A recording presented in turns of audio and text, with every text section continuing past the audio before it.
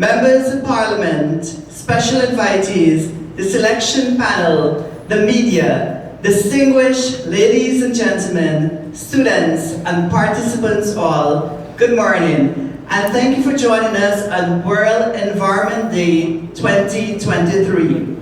Welcome to Shout, the Quest for Guyana's Youth Environmental Speaker 2023. My name is Dave Laltu, the President and Founder of Recover Guyana, and I'm the 2019 National Youth Awardee for Environmental Conservation and Preservation. I'll be one of your hosts for this morning proceedings, along with Veronica Ramsaru, who will be joining us a little later on. World Environment Day is a global event commemorated every year on June 5th to promote awareness with regard to environmental protection.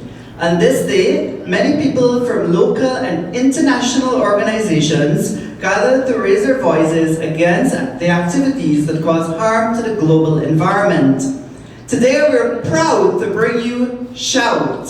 Shout comes to you with the kind compliments of Ramada Georgetown Princess Hotel, our official venue.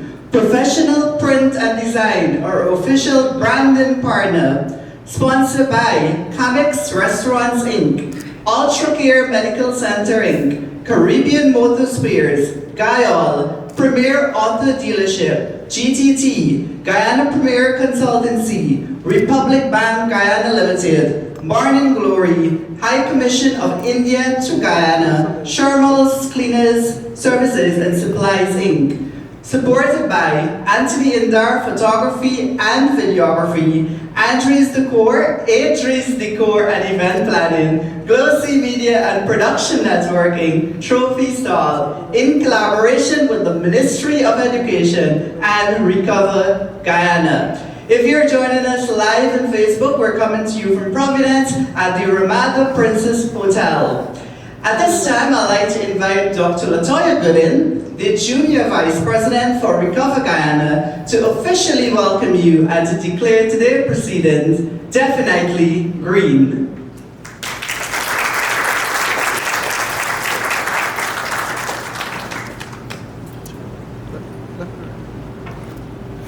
Good morning, everyone. All protocols observed. Recover is a registered NGO that promotes the sustainability of lives across the country by promoting preservation of Mother Nature. Our NGO builds on the core values of the 3 R's policy: reduce, reuse, and recycle, to conserve the natural resources and landfill space. We believe that by education and awareness, these 3 core values or 3 core policies can be implemented in our daily lives without hesitation. Today, Recover has launched its first of its kind in Guyana, Shout. Shout is a brainchild of Recover that is intended to search for Guyana's next environmental speaker. Recover believes that today's youths are tomorrow's leaders. With this belief, they have given young leaders the voice to speak on issues that affect the environment and ways that they can correct these. Thank you to the schools for taking up the task, the sponsors for supporting this event, and to the team, Recover. Thank you for caring for Mother Nature as she cares for us. I now declare this morning's event a green event. Thank you and welcome.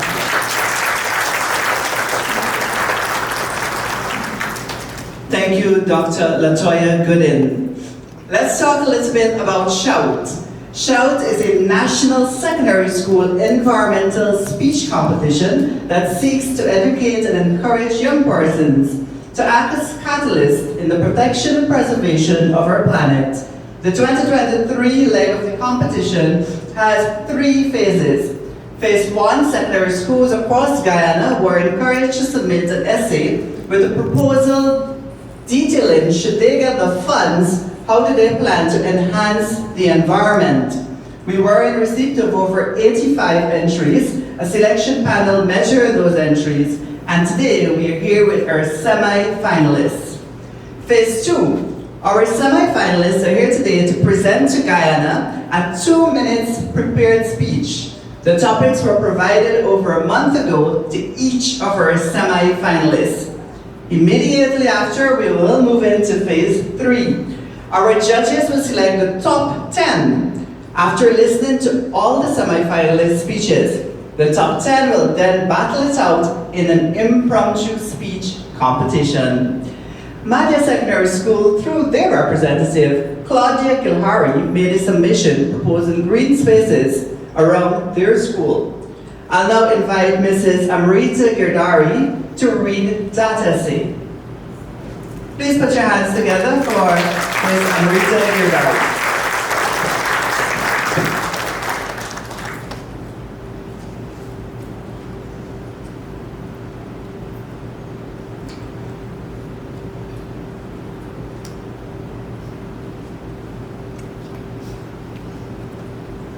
Alright, good morning everyone, all photographers observed. I am here and I'm going to be reading this morning for you a submission that was done by a student, Claudia Sadie Gildari, who's age 14, from grade 9, Madia Secondary School. This is her submission. What are green spaces and why are they important? Green spaces are initiatives with green space in them in urban settings reserved for parks and other green spaces that includes plants and wildlife and other kinds of natural environment. It is an essential resource that provides healthy and sustainable living environments. Additionally, it also promotes positive learning environments for schools and teaches persons to respect the environment around them by reducing littering. Green spaces can be activated or achieved by creating what are known as beautification projects. This year, Recover Guyana, in collaboration with the Ministry of Education, presented all the secondary schools in Guyana with a program called SHOUT. SHOUT is a national secondary school environmental speech competition that seeks to educate and encourage young persons on the need to act as catalysts in protection and preservation of our planet. To play my small part in this transformative initiative, I was tasked with creating an environmental beautification project proposal. This project is especially important to my school since Madia, the town where I am from, is known as a mining town. Given the history of mining that has occurred just outside the town, most of the land surrounding the town has suffered major deforestation. This has evident negative effects on not only the environment, but to the persons and wildlife living here. For example, our clean water streams, where my father once swam as a child, is now polluted with the mercury used in mining and garbage. Now it is no longer safe to use. Therefore, there is need for more preservation efforts and green spaces. This is why I have come up with 3 solutions to help tackle the existing problems of deforestation, littering, and the lack of eco-friendly aesthetics in my school compound. Firstly, in order to carry out these solutions, I will create an environmental committee at my school, which would include a number of students from different levels. Sorry. It will be a body of young change agents playing our part to improve our community and the planet. The first solution is the installation of recycling bins at various points around the town. Marian is a small town compared to Georgetown. Therefore, I estimate 5 bins placed at certain public spaces will create a significant difference. These bins will be made with recycled materials such as plastic bottles. Our committee will be responsible for making and installing these bins. We will then write a letter to the town council informing them of our initiative and requesting their collaboration by assisting to empty the refuse in a quickly manner. We will also install do not litter signs made out of recycled materials at strategic points around the town. Secondly, transforming my school compound into a green space. The use of recycled materials is very important in this process since we will be planting a number of flowers and other plants around the school compound. Waste materials such as old tires and plastic bottles will be painted colorfully and beautiful to make plant pots. Each building in the school compound will have 2 flower beds, each with at least 20 flowering and non-flowering plants. Our committee will decorate these beds with beautiful waste materials found around our town.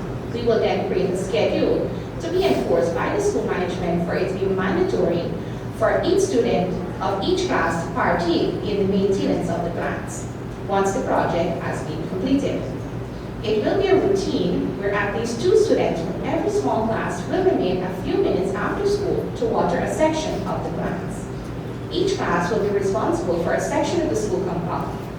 It is important to everyone to play their role in this initiative. This will also teach responsibility and the importance of working together.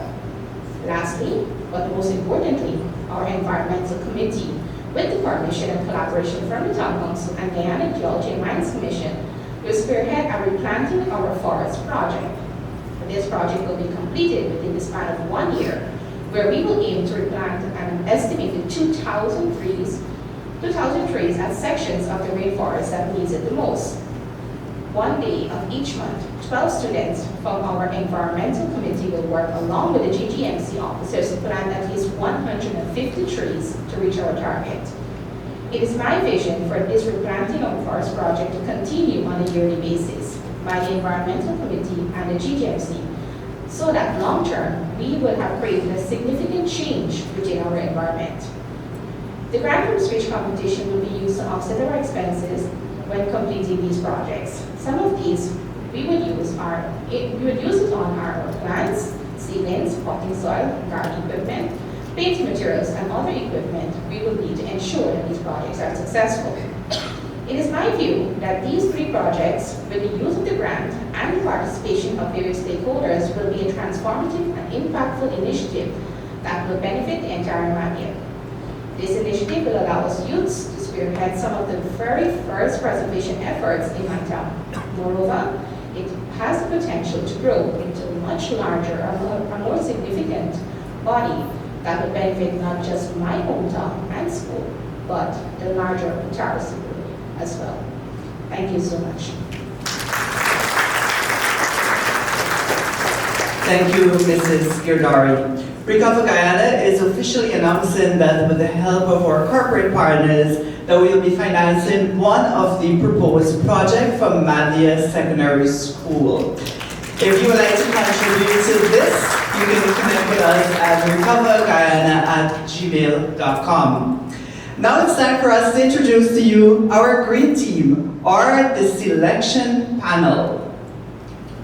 She obtained her undergraduate degree in environmental studies from the University of Guyana and her master's degree in environmental leadership from the University of Galway, Ireland. She comes with 6 years of experience working in protected areas management, which included nature education initiatives. Sarah Henry.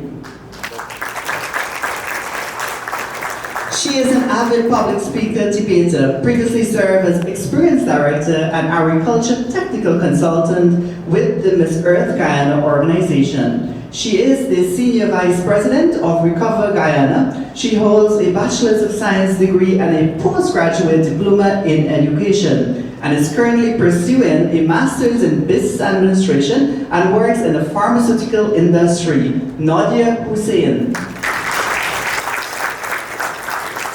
She is the National Coordinator of the GEF Small Grants Program. In her previous portfolio, she was a policy analyst at the Ministry of Natural Resources and Guyana's national focal point to the Minamata Convention on Mercury, and the officer responsible for the Minamata and Mercury portfolios. She holds a Bachelor in International Relations from the University of Guyana and a Master's in Social Policy and Development from LSE. Maricia Charles. She is a proud environmentalist, feminist, nationalist, and avid Harry Potter fan. She holds a Bachelor of Science in Environment degree and is an expectant graduate from the University of the West Indies with an MBA specializing in marketing. She is the head of Department Marketing and Sales at IAST. Interestingly, she is Miss Model of Tourism World 2021 and a contributing author to Blooming Through Adversity. Ravina Mangal. He is an experienced finance and public relations officer at PGS for over 22 years. He is the chairman of the Board of Governors at St. Joseph High and founder of the youth empowerment organization, the Imperial House. He is trained in cartographic and cadastral drafting, accounting qualifications through LCC and ACCA, and certification programs including Google's Digital Garage and Action Coach Business Management. Vasanna. She is currently the director of the Guyana Learning Channel and chairperson of the board of directors of Westminster Secondary School and the National Library. She's extremely career-oriented and has a great passion for what she does, as well as for technology, politics, education, and women's rights. An avid believer that we can function more effectively in a paperless society. Guess what? She operates her office digitally. Anisha Mohammed. She is a dual jurisdiction attorney, presently practicing in Guyana and the British Virgin Islands. She is a former journalist and editor-in-chief with over 10 years experience in St. Vincent and the Grenadines and the British Virgin Islands. She holds a diploma in public communications, a bachelor's of law with distinction, and a legal education certificate. She is also a certified cryptocurrency investigator and an LLM candidate at Osgoode Hall Law School in Canada. Carmelita Ali Jameson. She is a philanthropist with a love for green sustainability. She has 16 plus years of experience at small business experience and 7+ years of experience in trade marketing and distribution. She holds a diploma in accounting and a bachelor's in management from the University of Guyana and an MBA from an Australian Institute of Business. Esther Patterson. She holds her NAVA bachelor's in biology, an advanced diploma in project management, and one in theater arts. She is a former teacher and a microbiologist for a renowned pharmaceutical company. She's currently the senior environmental officer within the communications department at the Environmental Protection Agency, where she is responsible to educate others and bring awareness on the environment. LaDonna Kisoon. Umesh is an academic, philanthropist, and environmental powerhouse, a proud product of the Bishop's High School and the University of Guyana Medical School. He is also currently the holder of a master's degree in business administration and is currently reading for his doctorate in business administration. Through his interests span many fields, he is first and foremost passionate about environmental protection and preservation. Our Chief Judge, Dr. Umesh Balmakul. To ensure that our results are timely and accurate, allow me to introduce our auditors and timekeeper. He is an accomplished and experienced finance and business professional with over 10 years experience.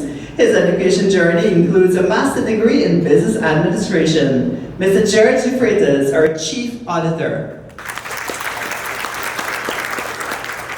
She is an accountant, auditor, and a member of the Association of Chartered Certified Accountants, ACCA, and the American Academy of Project Managers. She is also the holder of a practicing certificate from the Institute of Chartered Accountants of Guyana, Srimala Chiraman.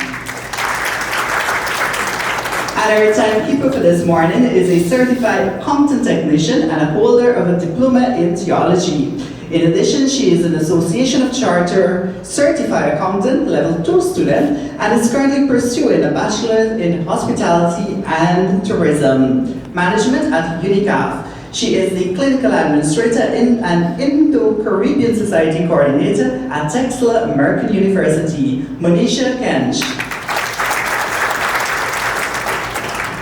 Please put your hands together one more time for our green team. Ladies and gentlemen, boys and girls, at this time I'll now invite our Chief Judge, Dr. Umesh Balmakul, who will brief you on the rules and regulations governing the prepared speech competition.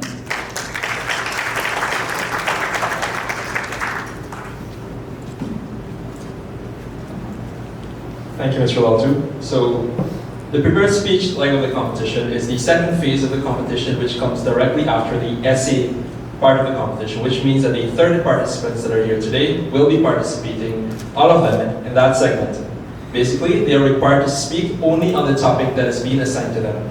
Prior to this, topics were assigned to the students or the schools, and the students were given the time to prepare their speech, which should last no more than 2 minutes and 30 seconds, on average 2 minutes. We have a timekeeper with us who will be able to ring the bell as necessary for the following areas. When a student is required to start speaking, it will ring once. When there are 30 seconds remaining for your speech, the bell will ring twice. When the student is required to stop speaking, the bell will ring 3 times. Alright, so the students, again, are required to speak only on that specific topic. They're not required to go over that 2 minutes and 30 seconds. And if a student goes below 1 minute and 30 seconds, then points will start being deducted. Alright? The competition is to be held in English, of course. Everybody's going to be speaking in English, so you can expect that of it. All participants should be dressed in their school uniforms, and I can tell you that I can see all of them dressed in their school uniforms. Alright? Alright, and the participants will be announced in alphabetical order, so they will be going, again, in alphabetical order to present their speeches. And that's it pretty much for the prepared speech segment of the competition.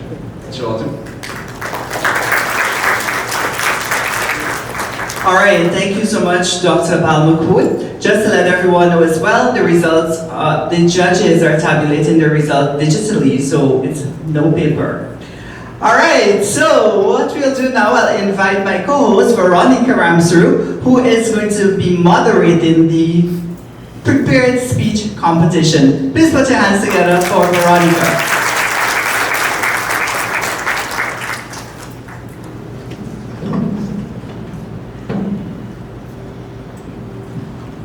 Good morning, everyone. All protocol observed. Before we head into the competition, please allow me to let you know about the corporate entities who are standing behind Shout this morning. Ramada Georgetown Princess Hotel, which is the official venue for Shout. Professional Print and Design, the official branding partner. Camex Restaurants Inc. UltraCare Medical Centre Inc. Caribbean Motor Spares. Guy Oil. Premier Auto Dealership. GTT. Guyana Premier Consultancy. Republic Bank Guyana Limited, Morning Glory, High Commission of India to Guyana, Sherwal Cleaners Services and Supplies Inc., also supported by Anthony Indar Photography and Videography, Adris Decor and Event Planning, Glow C Media and Production Network Inc., Trophy Store. Collaboration also by the Ministry of Education and Recover Guyana. As a gentle reminder to our participants, a single ring of the bell would indicate it is time to begin speaking. Double ring indicates 30 seconds remaining, and triple ring, time is up. I also take this opportunity to notify you that Kato Secondary School, due to circumstances outside of our control, will present their arguments via video. Now, in alphabetical order of school, Academy of Intellectual Minds, participant Marissa Dubé. Your topic is, how vital was prehistoric wildlife for the ecosystems that we have today?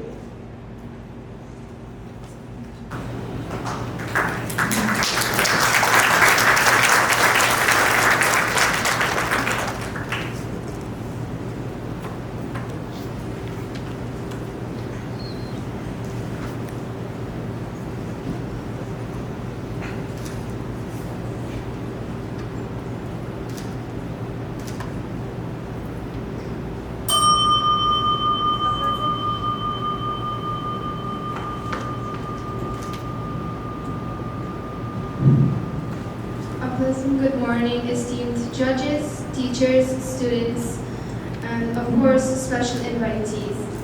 My name is Marissa Dubé.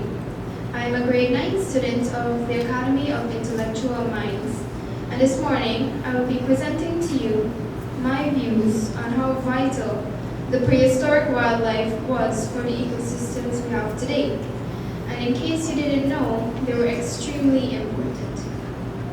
Firstly, prehistoric wildlife are those animals that existed long before humans.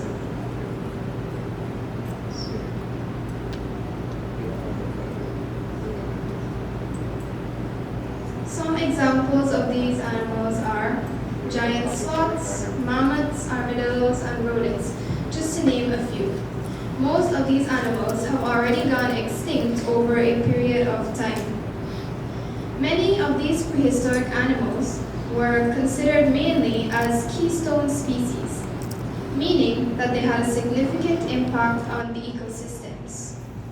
Their interactions with other organisms and the environment helped to create many of the conditions for the plants and animals we have today.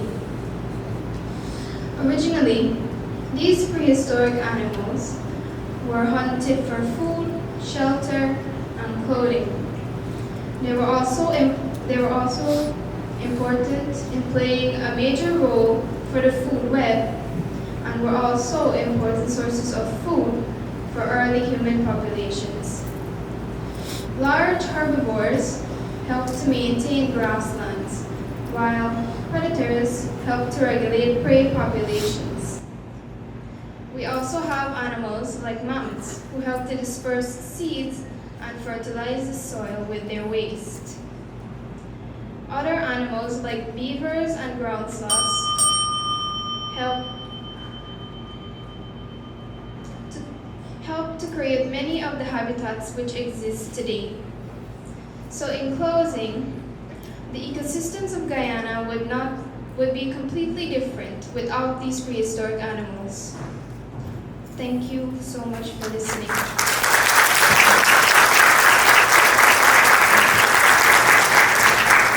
Representing Anna Regina Multilateral School, Venetia Davy Lau, please approach the stage.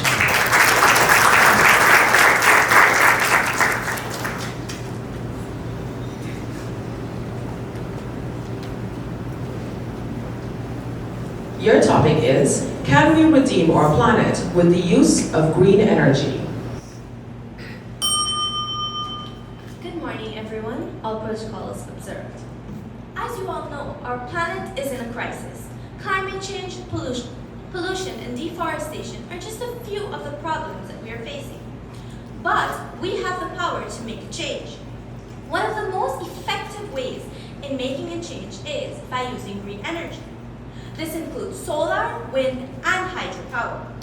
These sources of energy are renewable, meaning they won't run out and they don't provide harmful emissions. Solar power is one of the most popular forms of green energy. They convert sunlight into electricity. Solar power is a great option for anyone who wants to reduce their carbon footprints. It's also becoming more affordable in the last decade. Wind power is another form of green energy. It uses wind turbines to generate electricity. Wind power is used in many countries, like Denmark. Hydropower is a third form of green energy. It uses the power of moving water to generate electricity. Hydropower is a great option for countries that have many rivers and streams, like Guyana. By using green energy, we can reduce our dependence on fossil fuels, which are a major contributor to climate change. Fossil fuels provide harmful emissions that pollute our air and our water. They also contribute to global warming, which is causing rising sea levels and high temperature. The good news is that we don't have to depend on fossil fuels. We have the technology to provide clean and renewable energy. By using green energy, we can reduce our carbon footprint and help to fight climate change. In addition to reducing our carbon footprint, we can also create new job opportunities for people. The green sector is growing rapidly, and we have the power to provide job opportunities for many people who wish to engage in this sector. In conclusion, the use of green energy is one of the most important things we can do to protect our planet. Thank you. Thank you, Natalie Persaud. Representing Bartica Government, Thank you, Venetia Davy Lau. Ms. Natalie Persaud, representing Bartica Government School, please approach the stage.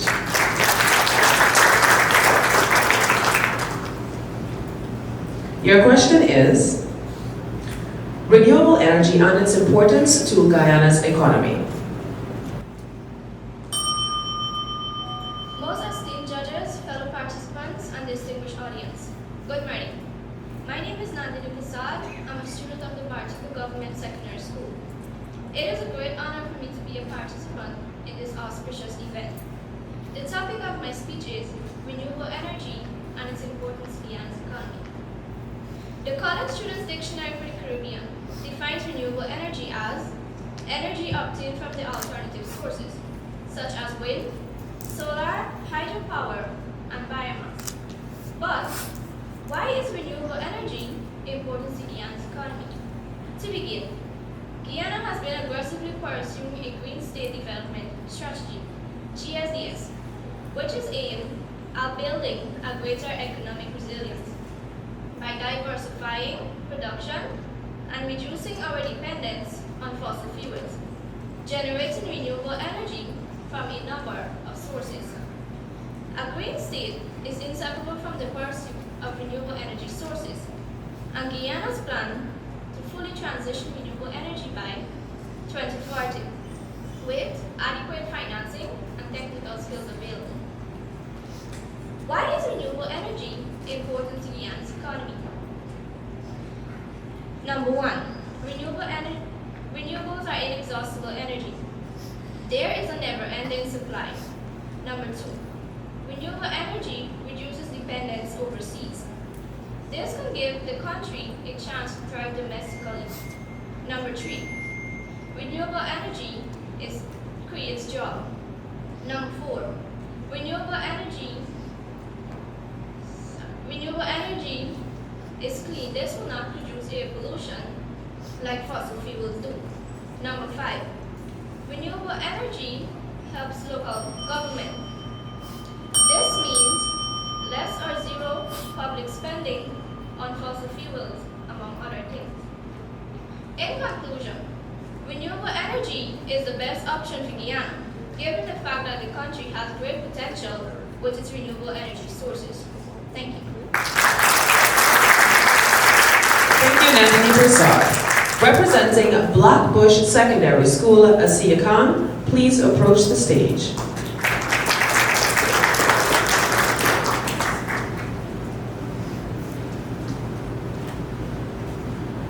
Your topic is spraying vegetables with chemicals. Please list the pros and cons. Ladies and gentlemen, distinguished guests and fellow environmental activists, a pleasant good morning. Today I stand before you fueled by a burning desire to protect our planet and secure a sustainable future for all. Our generation faces a critical challenge that resonates deeply within our lives: the pros and cons of spraying vegetables with chemicals. Let us begin with the pros. Spraying vegetables with chemicals present significant advantages ranging from crop protection to increased yield. Chemical spraying on vegetables has undoubtedly increased agricultural productivity and efficiency. It allows farmers to combat pests and disease, reducing crop losses and ensuring a consistent food supply. Yet caution is warranted, as there are many cons to spray vegetables with chemicals. Our environment suffers greatly from an indiscriminate use of these substances. Pesticides and herbicides contaminate our soil, water sources, and air, contributing to the loss of biodiversity and the destruction of ecosystems. We cannot address this issue by simply demonizing farmers or the agricultural industry. Instead, we seek alternatives like integrated pest management, organic farming, and precision agriculture. In conclusion, we must acknowledge the pros and cons of chemical spraying on vegetables. While it has undoubtedly increased productivity and accessibility, our environmental and health risks associated with its use are too significant to be ignored. Thank you. Yes? Okay. Representing Camille's Academy, located in Crane, Ms. Shania Ishika James. Please approach the stage.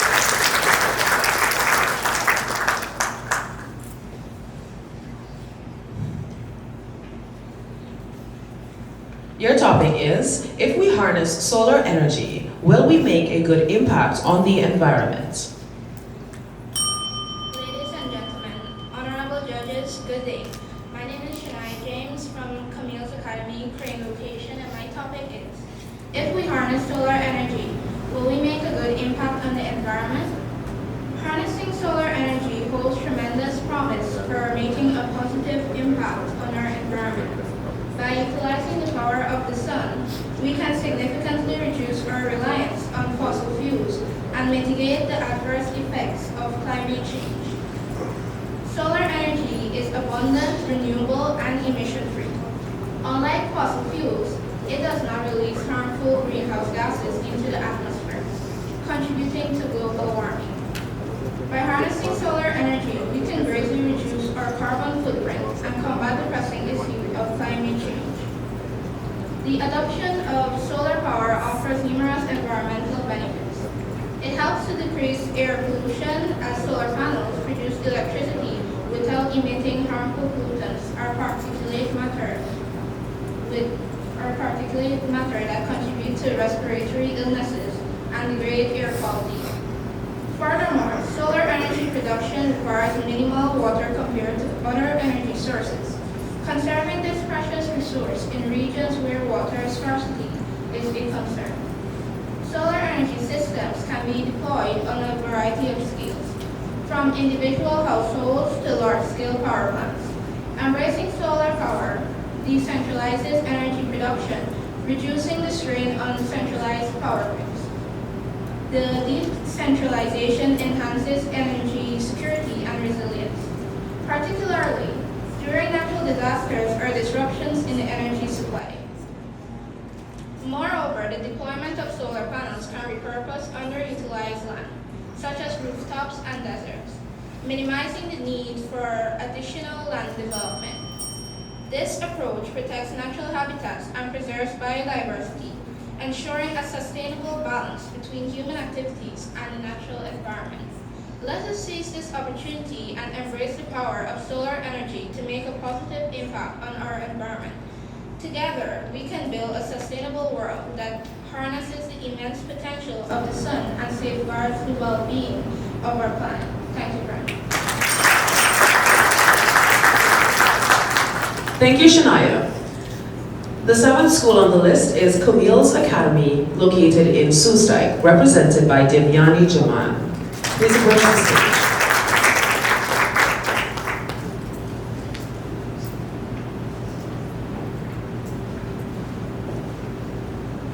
Your topic is climate change. Good morning, fellow hosts, judges, special invitees, teachers, and students. My name is Devyani Jaman, a grade 9 student representing Camille's Academy, Susa. I would like to start by asking you all a question. What will you do if you wake up today and there's no sunshine? Or what will you do if you wake up tomorrow and the sunlight is not visible and the surrounding is 10 times hotter than it was yesterday? Ladies and gentlemen, this is what climate change is doing to us. It's not only a political and scientific issue, but also an individualistic issue. It's something that affects every one of us. We are gradually being sucked up into an environment where we no longer recognize or sustain. We humans are to be blamed for this major threat to our world. We humans indulge in activities that contribute to the increase of greenhouse gases in the atmosphere, which harms the climate. When we burn our garbage, we contribute to climate change. When we use our fossil fuels recklessly, we contribute to climate change. When we cut down our trees, we contribute to climate change. But it's not too late to fight. We can start by planting more trees, then reduce the use of fossil fuels such as petrol, diesel, and gasoline. And instead of using machineries that helps to produce smoke, dangerous gases that could harm the ozone layers, we use eco-friendly machineries. Instead of using gasoline, let us use solar. Instead of burning our garbage, let us recycle them or bury them. If we do not fight climate change will fight us, and this environment will start to reject us. Do you think if we continue to live like this, climate change will be useful to life on Earth? It's time for us to fight more. Thank you for listening. Thank you, Ms. Jamin. Representing Diamond Secondary School, Shania Cozier, please approach the stage.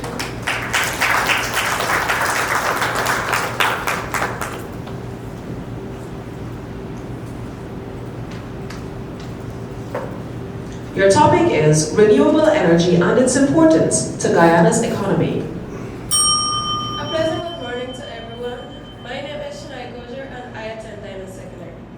Today I would like to discuss an important topic that should be dealt with seriously. Taken seriously. Renewable energy and its importance to Guyana's economy. Renewable energy is energy derived from natural resources that can be replenished over time, such as sunlight, wind, hydropower, and geothermal heat. Unlike non-renewable energy sources like oil and gas, renewable energy is sustainable and does not contribute to climate change. One of Guyana's most promising forms of renewable energy is hydropower.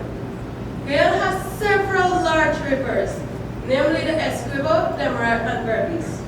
Not to mention Guyana's numerous waterfalls, especially our famous Kaieteur Falls, all of which have the potential to generate significant amounts of electricity. By investing in renewable energy projects, Guyana can reduce energy costs for businesses and households, redirecting funds to other areas of their budget, which will create a massive economical growth. But the benefits of renewable energy go beyond just economical growth. Renewable energy can also help to reduce air pollution and improve public health. By investing in renewable energy sources, Guyana can improve the health and well-being of its citizens while helping the environment. In conclusion, renewable energy is a critical component of Guyana's environmental and economical future. By embracing renewable energy sources, Guyana can create a more sustainable, resilient energy system that benefits both the economy and the environment. We must all do our part to take care of our environment and ensure a sustainable future for ourselves and future generations. Thank you for listening. Thank you, Diamond Secondary School. The ninth school on the list is Dolphin Secondary School, represented by Raquaya Dali. Please approach the stage.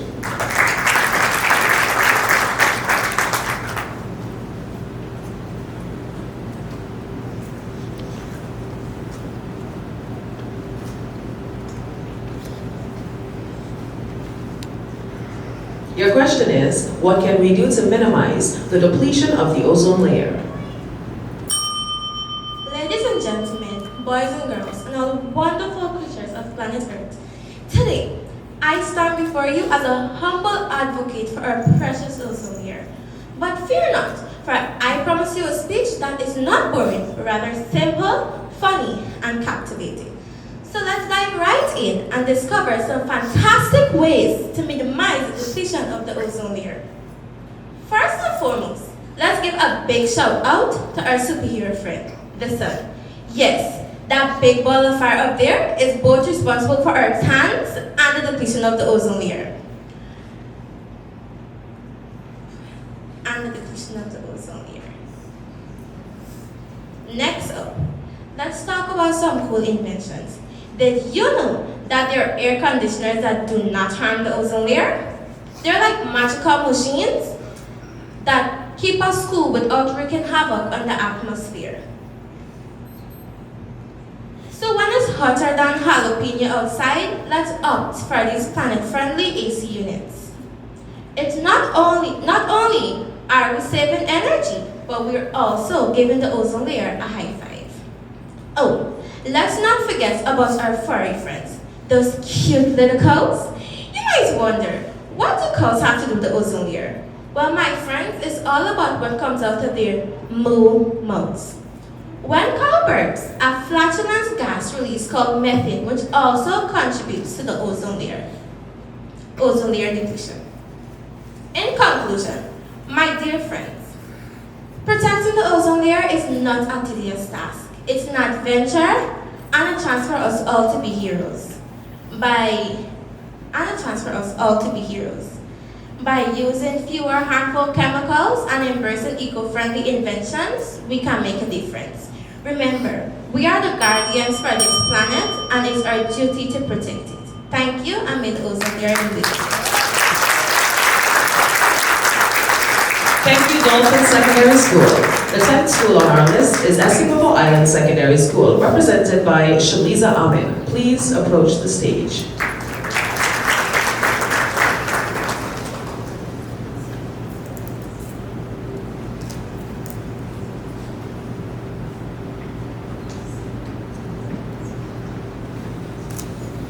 You are tasked with speaking on the ozone layer depletion. Good morning, esteemed judges, auditors, timekeeper, fellow participants, and special invitees. I'm Shaliza Amin, representing Essequibo Island Secondary School. Today, I have the privilege to address you on a crucial topic, ozone layer depletion. Imagine a house without a roof. This would leave us exposed to the elements, vulnerable to harm. Similarly, Earth without the ozone layer is a precarious situation. The ozone layer, a thin layer of gas present in the stratosphere, plays an important role in protecting us from the harmful ultraviolet radiations emitted by the sun. However, our ozone layer is gradually thinning, posing a significant threat to our environment. Human activities, particularly the release of the chemicals chlorofluorocarbons and hydrochlorofluorocarbons into the air, are major contributors to this issue. These chemicals, commonly found in refrigerators, air conditioners, and spray cans, persist in the atmosphere for extended periods.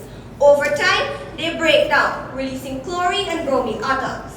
These reactive atoms then interact with ozone molecules, depleting the ozone layer and compromising its protective function. The consequences of ozone layer depletion are grave, leading to health problems like skin cancer and cataracts, and putting plant life and ecosystems at risk. Furthermore, the depletion of the ozone layer can disrupt weather patterns, resulting in hotter temperatures and more severe storms. Fortunately, the international community has taken action. In 1987, the Montreal Protocol was established. Through this protocol, we have made remarkable progress in reducing the usage of these harmful substances. As a result, we are beginning to witness positive changes in the recovery of the ozone layer. However, our work is far from over. We must continue to collaborate, both as individuals and governments, to safeguard our precious ozone layer. Our efforts should focus on reducing the use of these ozone-depleting substances. By doing so, we're not only securing a healthier and safer future for ourselves, but for future generations. Together, we can save our ozone layer and create a sustainable world. Thank you.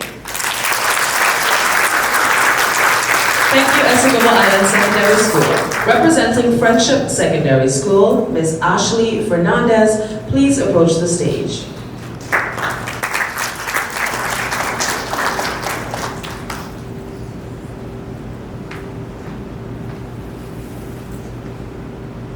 Your question is, deforestation, the causes, dangers, and effects on our modern world.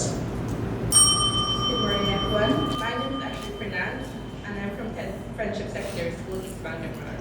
It gives me great pleasure to be with you today to share my thoughts and ideas on the causes, dangers, and effects of deforestation on our modern world. Listening audience, there are a plethora of causes for deforestation. These include agricultural expansion, the leading cause, urbanization, as is the case in Europe, logging and mining, as is common in Guyana. Even though deforestation is necessary for the sustainability of a nation, the consequences of deforestation is detrimental to our existence. Trees are essential for regulating the Earth's climate, as they absorb carbon dioxide and release oxygen. When we cut down trees, we contribute to climate change by releasing large amounts of carbon dioxide into the atmosphere, destroying the ozone layer. In addition, deforestation also has severe consequences for indigenous communities who depend on forests for their livelihoods and traditional ways of life. Moreover, what about animals? Deforestation leads to the loss of habitat for countless animals and plant species, putting them at risk of extinction. Furthermore, deforestation can have a ripple effect on our economy. Many businesses rely on the resources found in forests, such as timber and paper. If deforestation continues at its current rate, these resources will soon be diminished, leading to economic instability and job loss. In conclusion, deforestation is a major threat to our environment and our modern world. We all need to take a stand to protect our environment. Thank you. Thank you, Friendship Secondary School. Representing Hope Secondary School, Abdul Khan, please approach the stage.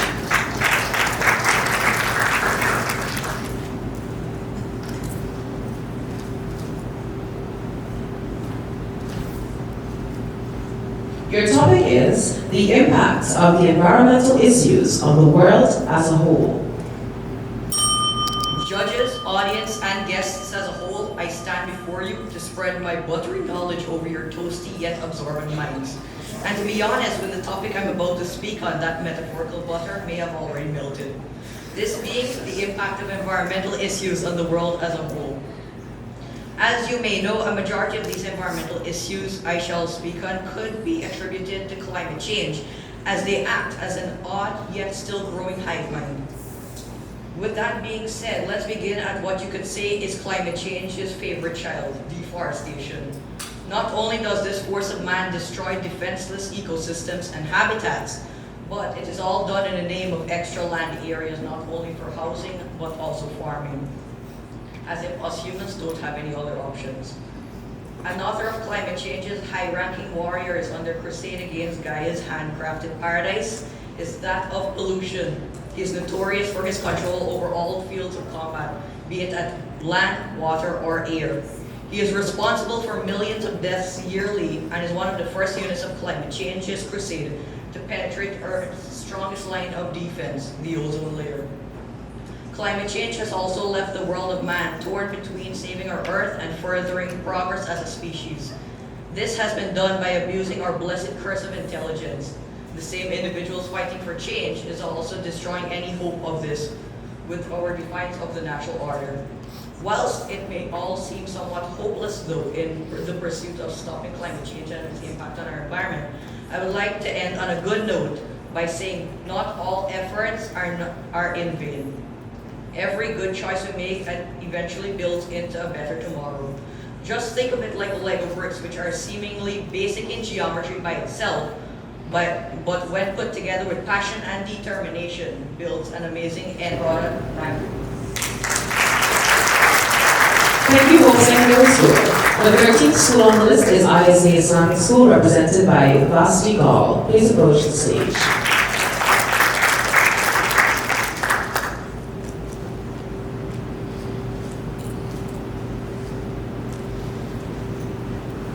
Your topic is a question: do we use the total capacity of science to impact climate change? Assalamu alaikum. A pleasant good morning to one and all students, teachers, judges, members of parliament, and everyone else, and those online. My name is Vasti Gall. I'm a student of Isa Islamic School, and I am here to answer the question: do we use the total capacity of science to impact climate change? Unfortunately, the answer is no. Here's why. Science is a systematic strategy that has improved technology in many ways, which is why it has made tremendous progress in understanding the causes and effects of climate change. However, we don't always utilize this knowledge to combat the problem. As we know, greenhouse gas emissions are the main cause of climate change, yet many countries continue to rely heavily on fossil fuels. We have the technology to transition to cleaner energy sources, such as solar and wind power, but we have not yet made this transition on a large enough scale. Science has helped us to better understand nature's processes. For example, the importance of mangroves in capturing carbon dioxide from the atmosphere and protecting our coastlines against erosion. Yet, we continue to cut them down for development. We continue to prioritize development over the environment, even though science tells us not to. Science has provided ways in which we can reduce our waste, improve our agriculture, and manage our water supply. However, we don't always use these practices. We have been provided with data by science with which we can use to make future projections about climate change. We know that a rise in temperatures will only result in even more disasters, especially here in the Caribbean and in Guyana. We have the ability to do enough to ensure that there is not a rise in temperature. However, many refuse to do so, and some would even believe that climate change is not even real. In theory, science has provided us with a lot. We know what the issues are, how they're caused, and what we have to do to fix them. But yet, once again, we don't always utilize this full capacity to tackle the issue of climate change. Thank you. Thank you, Aryanne Islamic School. Representing J.C. Chandni Singh Secondary School, Nayadesh Sigomari, please approach the stage.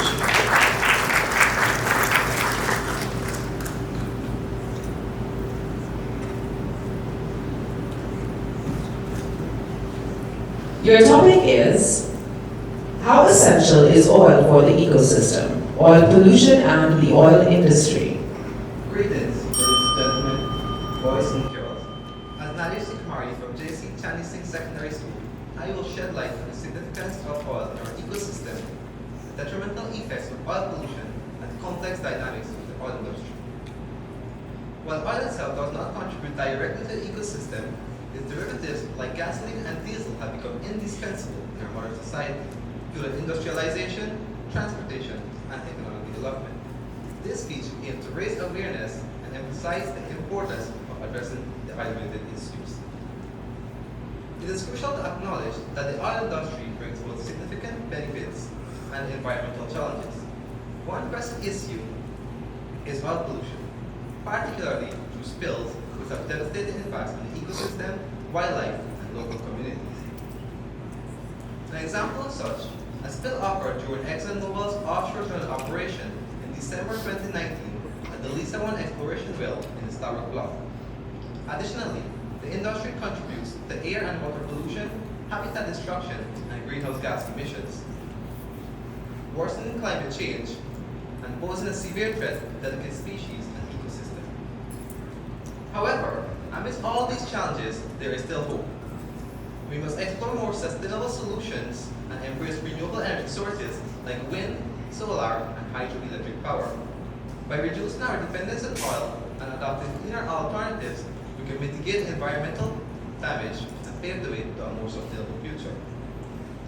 In conclusion, I am here to underscore the intricate interconnection of the ecosystem and the vital role that oil plays within it. It is imperative that we delve into the importance of oil, confront the perils of oil pollution, and envision a more sustainable future. Our present actions hold the power to shape tomorrow's world, and through meaningful discussion and positive transformation, we can safeguard our environment for future generations. I express my heartfelt gratitude for your unwavering commitment and time. Thank you. Thank you, J.C. Chandni Singh Secondary School. Representing Cato Secondary School, Crystal Xavier joining us online.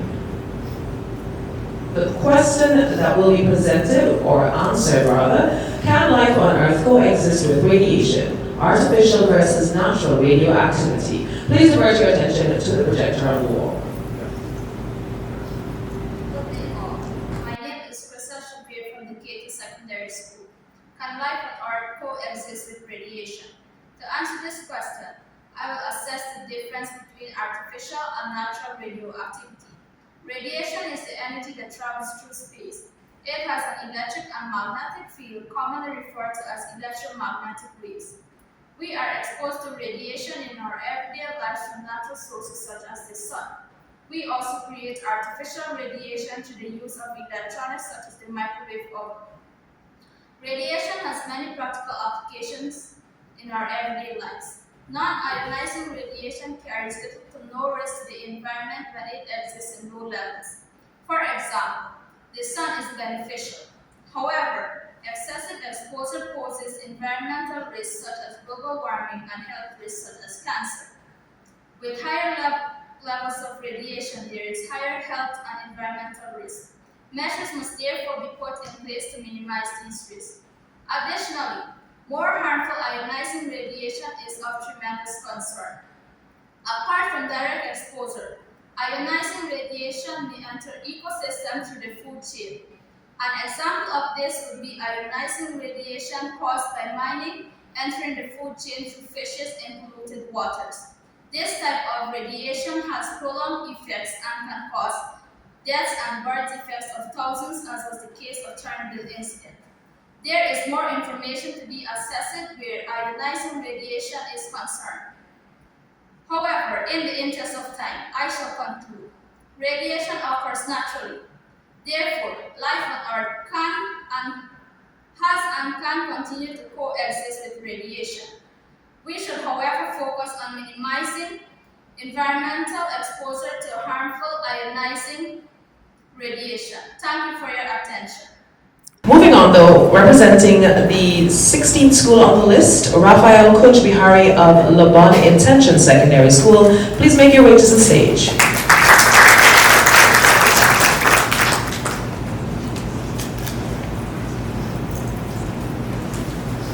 Your topic is Technology and the Environment, the Benefits and the Downsides.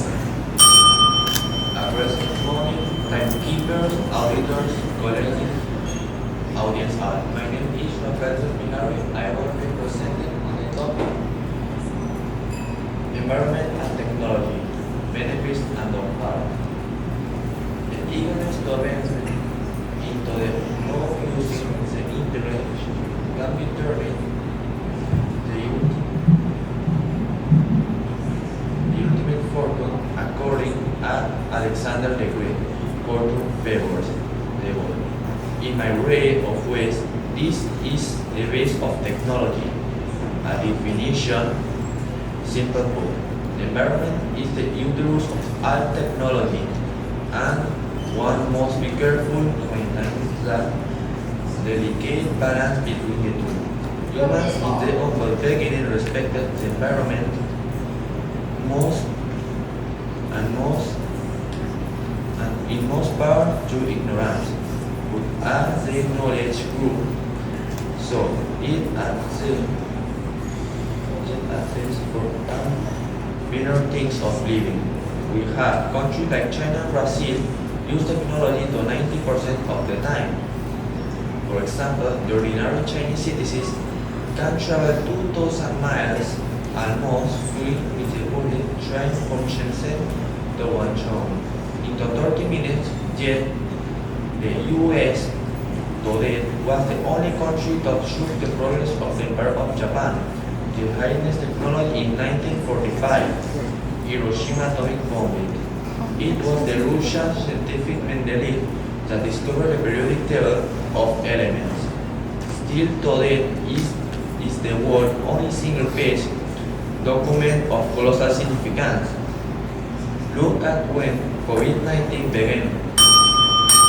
More businesses turning to interest and less use cash of hand transaction. Thanks all for listening. Thank you, Lebon Intention Secondary School. We move on with presentation of Lenora Secondary School, represented by Vidya Bagwandin. Please approach the stage.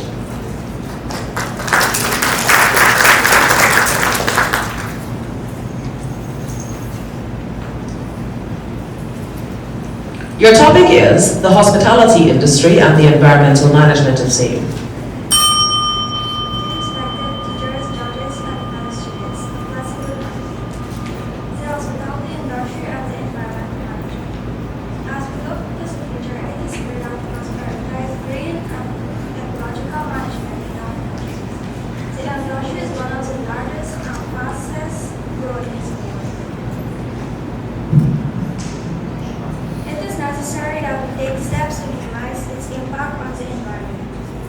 Hospitality includes hotels, restaurants, and other businesses.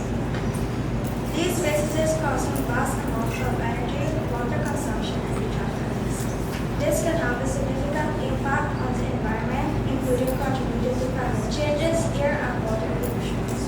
However, industry also has the potential to be a leader in the environmental management and sustainability. Many businesses in the environment are already taking steps to reduce their environmental impact, such as composting and reducing waste. But there is still more that can be done. Businesses in the hospitality industries can work to reduce their energy and water consumption and implement sustainable practices in their supply chains and educate their customers. We can also play a role in supporting sustainable practices in hospitality industries. We can choose to stay at hotels, eat at restaurants, and we can make our sustainable choices in our own travel and tourism activities. In conclusion, the hospitality industry has a significant impact on the environment, but it also has the potential to lead the way in sustainability and environmental management. Let us all cooperate and work together to create a more sustainable environmental hospitality industries. Thank you. Thank you, Lenora Secondary School. The 18th school on our list is Marian Academy, represented by Aryanne Singh. Please approach the stage.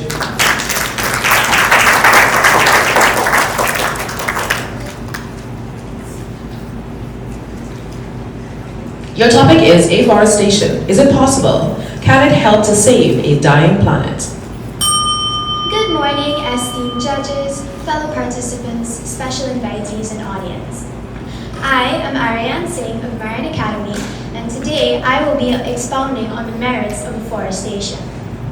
Firstly, afforestation and reforestation can be easily confused by persons who are unfamiliar with the terms. The key difference is that afforestation occurs in places that were not previously covered in trees. It is the careful and strategic planting of trees in specific areas and has occurred in places like China and India, with, according to Carbon Brief Org, China has planted enough trees to cover land 3 times the size of the UK, while India has one of the largest afforestation projects in the world. In the Caribbean, smaller scale efforts are being made. Now, because forests absorb carbon dioxide, afforestation has the potential to lower global warming levels at vast rates. And it also carries several benefits, including its ability to mitigate climate change and protect bare ground from soil erosion and flooding. A PwC article from 2023 describes that it can reverse biodiversity losses and produce income from timber products if well managed. It can also prove beneficial in lowering deforestation rates globally. Moreover, Conserve Energy Future describes that because of the rapid growth of forests, wildlife species will be provided with an influx of habitats, and it would also reduce the risk of potential damage to nature. Overall, afforestation is very much possible and will play a major role in stabilizing atmospheric temperatures and reducing critical conservation issues by promoting sustainability. So yes, afforestation can save a dying planet that is our home and our duty to protect. Thank you. Thank you, Marian Academy. Representing Eureka Salem Secondary School, Ms. Ambika Persaud. Please make your way to the stage.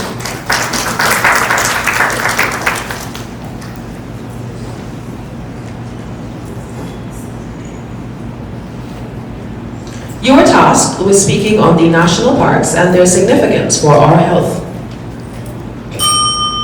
Honorable judges, esteemed audience, special invitees, fellow participants, a pleasant good morning to you all. My name is Amika Persaud. I'm a grade 10 art student of Ferguson Secondary School. Today, I stand here before you to educate you on national park and their significance for our health. Before I begin, allow me to define the term national park. According to Oxford Online Dictionary, a national park is, and I quote, an area of land that is protected by the government for its people to visit because of its natural beauty and historical or scientific interest.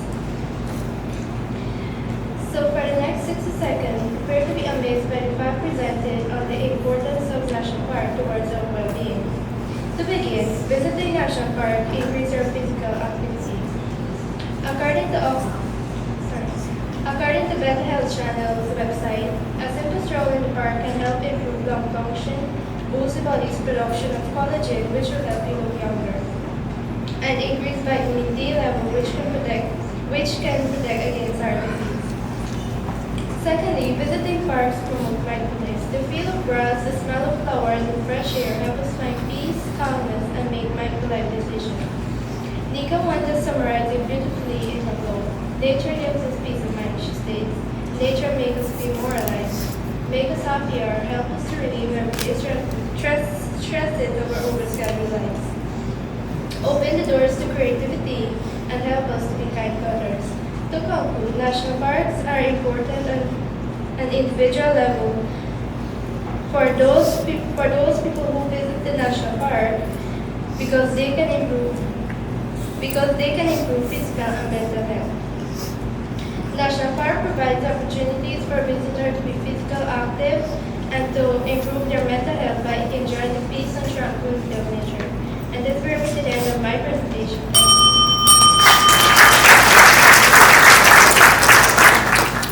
Thank you, Parika Salem Secondary School. Move on with the 20th school on our list of presentation today, representing Pleasant Secondary School, Kimora Rani. Please approach the stage.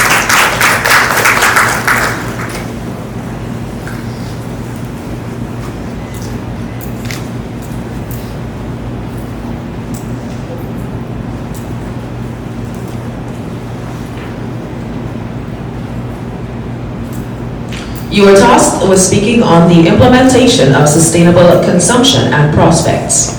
Good morning, judges, audience, and fellow participants. Sustainable consumption is the process of using eco-friendly products in Sustainable consumption is the process of using and disposing of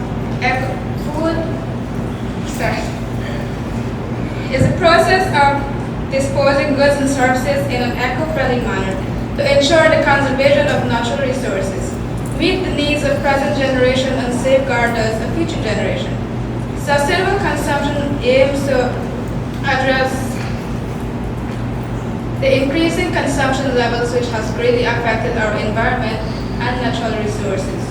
The implementation of sustainable consumption is not an easy task and requires a shift in the minds and behavior of individuals, businesses, and governments towards reducing the harmful impacts of consumption on our planet.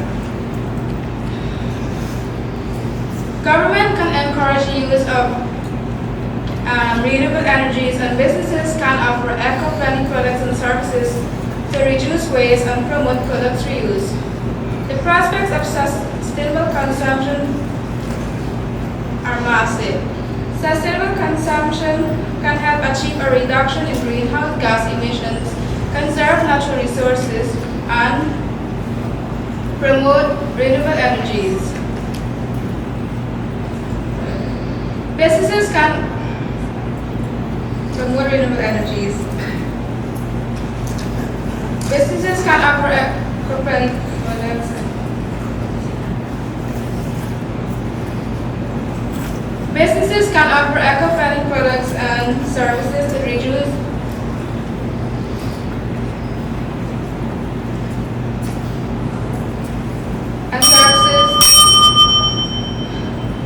The prospects of sustainable consumption must be addressed to realize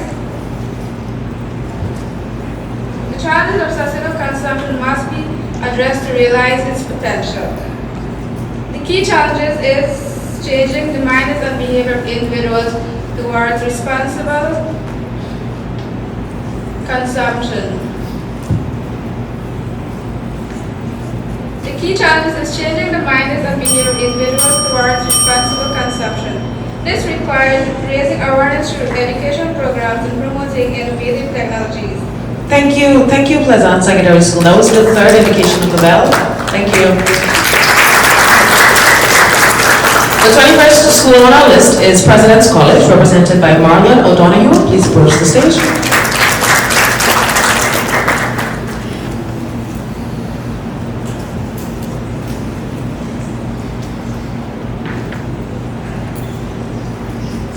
You are tasked with speaking on the strategic actions that we can implement to save our environment. Good day to you all. I am Marian, President's College's representative at today's event. The focus of the discussion on the topic, what strategic actions can we implement to save our environment, is on identifying and outlining the various actions that can be taken to safeguard and preserve our environment. Climate change, pollution, and deforestation have grown to be serious issues that demand immediate attention. This topic is crucial in today's world. Now, here are some few measures that we can take to defend our planet. Firstly, one of the core tenets of environmental preservation is the 3 R's: reduce, reuse, and recycle. To have as little impact as possible on the environment, we can recycle waste, repurpose goods whenever we can, and reduce waste consumption of goods and services.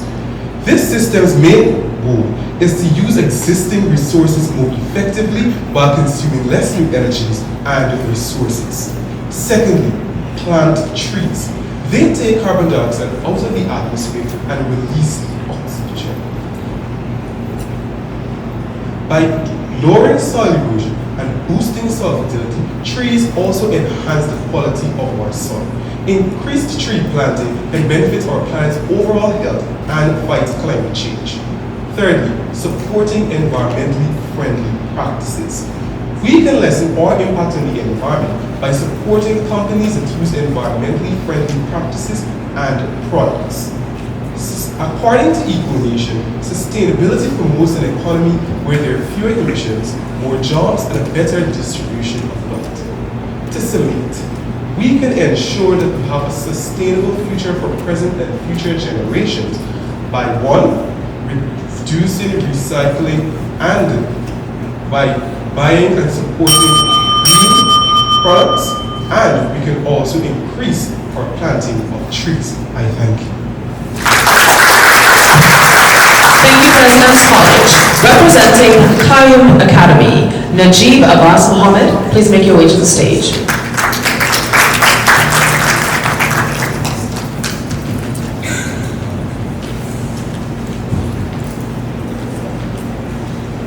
Your question is there anything that we can do to reverse the ozone layer's depletion? Distinguished guests and valued participants, ladies and gentlemen, good morning. I'm Najib Mohammed. I'm very elated to be here as the representative of Qayyum Academy. My topic, is there anything we can do to reverse ozone layer depletion? Well, the obvious answer to that question is most definitely yes, because it is being done already. But first, let's see why this is important. The ozone layer absorbs the majority of the sun's ultraviolet radiation, which is harmful to human health, plants, and ecosystems. In the 1970s, scientists found that the emissions of chlorofluorocarbons, halogens, and other such substances depleted the ozone layer, causing it to have a hole. Well, the global community realized that our main course of action was to repair this hole, and we have been doing so. An international agreement known as the Montreal Protocol, which was signed in 1987 to gradually phase out the manufacturing and use of CFCs. According to a 2016 UN report, 98% of CFCs have already been phased out since its implementation. CFCs were replaced by hydrofluorocarbons, but although less harmful, still cause ozone depletion. Countries around the world came together again to work on phasing out HFCs. The ozone layer is progressively healing as a result of these efforts. Guyana also played an important role in this global effort by establishing a national ozone action unit. We have phased out CFCs and are now working together with the world to phase out HFCs. Alternative substances to HFCs and CFCs were developed with the use of new technologies. Regulations and bans on ozone-depleting substances are necessary, and we must continue monitoring the replenishment of the ozone layer. On an individual scale, we must have education and try to educate others about ozone depletion. Encouraging responsible consumption, proper disposal of ozone-depleting substances, and supporting eco-friendly products can greatly help. Lastly, there's a great benefit to phasing out HFCs and CFCs, as they are both potent greenhouse gases that influence climate change. Fighting climate change and protecting the ozone layer go hand in hand. Overall, reversing the ozone layer depletion requires individual and collective efforts. After all, our motto is one people, one nation, one destiny. So why don't we strive to protect our one only Earth?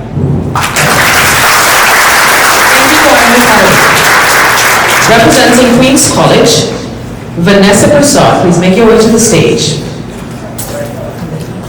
Sorry, I believe that's Vasanna Persaud. Yes? My apologies. All right, Vasanna, your topic is, why do we call Earth a living organism?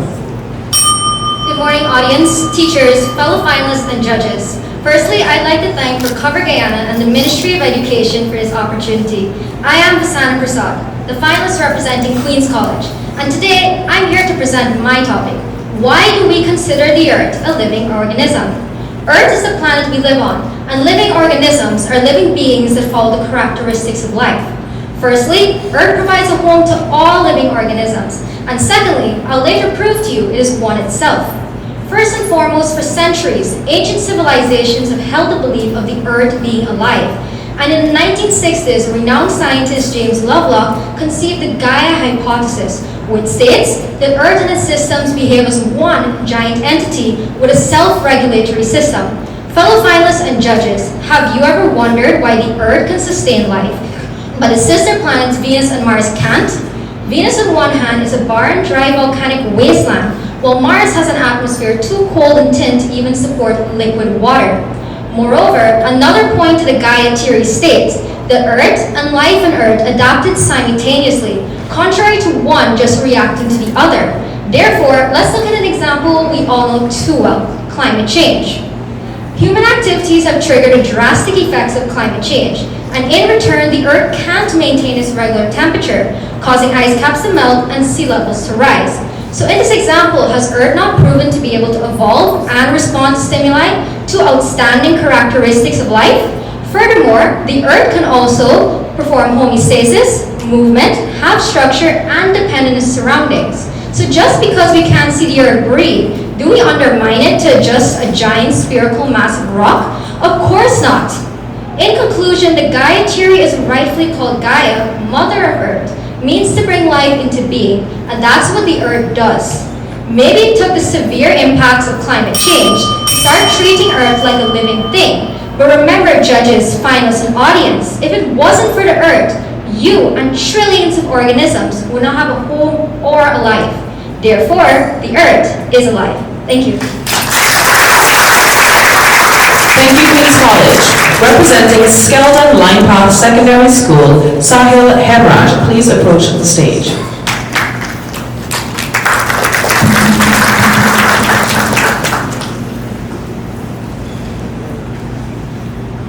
Your topic is freight transport. It is a major cause of greenhouse gas emissions. How can we reduce it? Welcome, judges, fellow competitors, teachers, and audience. Good morning to you all. I am Saahil Hemraj, a grade 10 S&T student from Skeldon Line Path Secondary School. Today, I would like to talk about one of the major causes of greenhouse gas emission, freight transport. Freight transport is a physical process of transporting commodities, goods, merchandise, and cargo. As we all know, the transportation of goods plays a crucial role in our economy, but also creates a significant amount of greenhouse gas emission. Fortunately, there are several ways we can reduce the carbon footprint of freight transport. One solution is to increase the efficiency of transportation, which can be achieved through the use of more fuel-efficient vehicles, optimizing delivery routes, and reducing empty trips. This can significantly reduce carbon emission while also reducing the cost for businesses. Another solution is to shift to more sustainable modes of transportation, such as rail or water transport, which has a much lower carbon footprint than road transportation. Encouraging the use of intermodal transport systems, which combines the use of different modes of transportation, can also help reduce the environmental impact of freight transport. In addition, we can encourage the use of renewable sources of energy for freight transport, such as electric or hydrogen-powered vehicles. This can lead to a significant reduction in carbon emission, while also encouraging the production of clean energy technologies. And finally, we can reduce the need for freight transport by promoting local sourcing and production. This lead to the reduction in transportation distance and carbon emission associated with the delivery of goods. In conclusion, reducing the carbon footprint of freight transport is a crucial step towards mitigating the effects of climate change. By increasing the efficiency of transportation, switching to more sustainable modes of transportation, encouraging local source of production, we can make a significant progress towards a more sustainable future. Thank you. Thank you, Skeldon Path Secondary School. The 25th school on our list, St. Joseph High School, represented by Yadesh Narayan. Please approach the stage.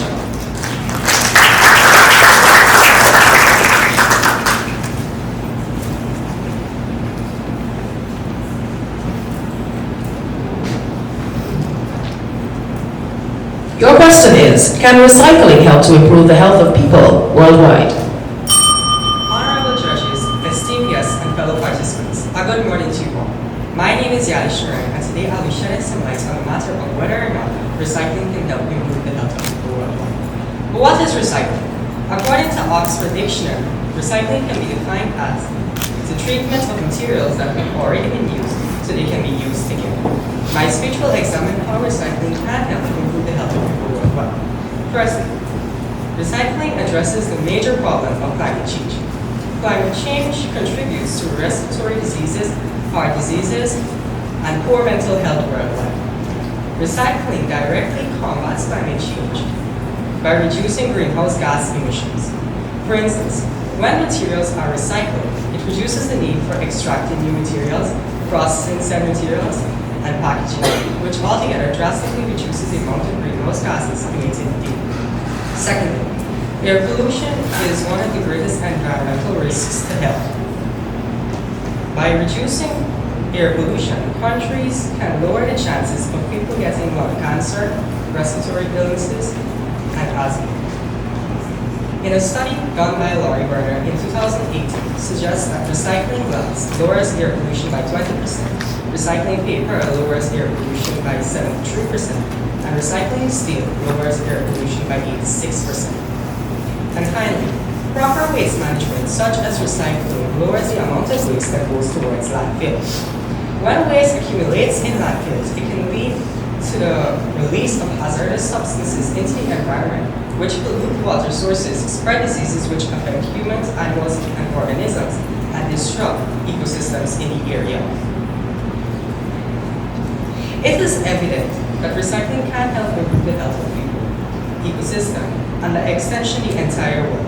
Additionally, it raises the standard of air we breathe each day, which lowers the likelihood of respiratory illnesses, and reduces the amount of waste that goes towards landfill. Recycling, although effective, is not the only way it's not the only solution to the problem of climate change and pollution. I believe everyone present have heard of the 3 R's: recycle, reduce, reuse, and the recently added refuse. These 4 simple implementations can help us in the long run. So as I end my speech. Thank you, St. Joseph High School. Representing the New Guyana School, which is the 26th school on our list, Malia Brown, please make your way to the stage.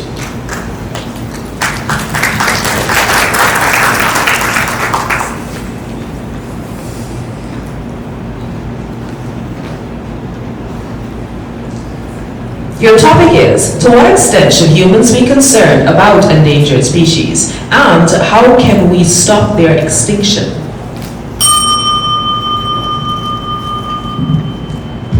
How would we feel if animals ruled the world and we were at the verge of extinction? Judges, teachers, fellow students, all.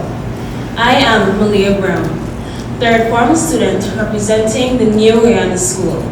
And today my question is, to what extent should humans be concerned about endangered species, and how can they help stop their extinction?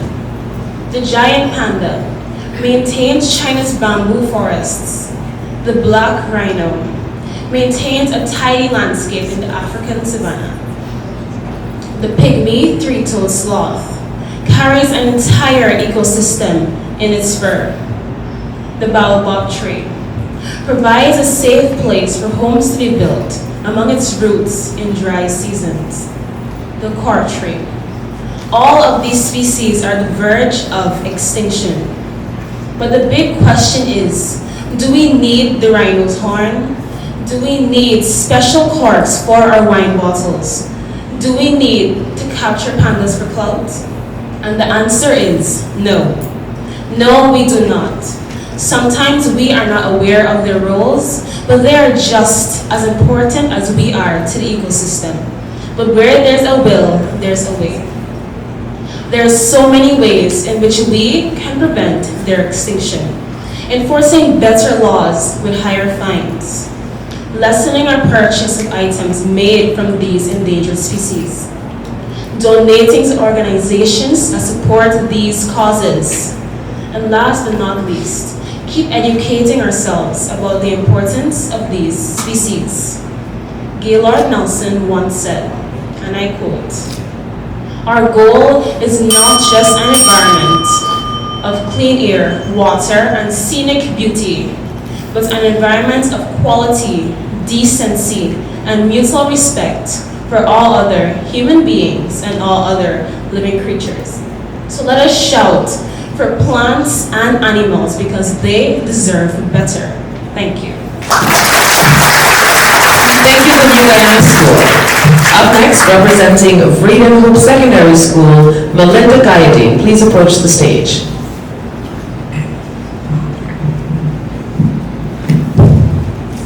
Melinda Guyadi, 15 seconds to approach the stage.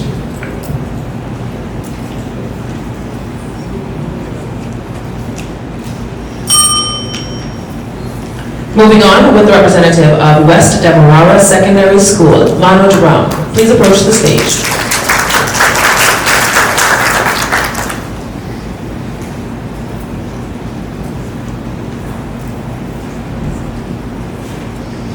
Your topic is air pollution and its destructive impact on health.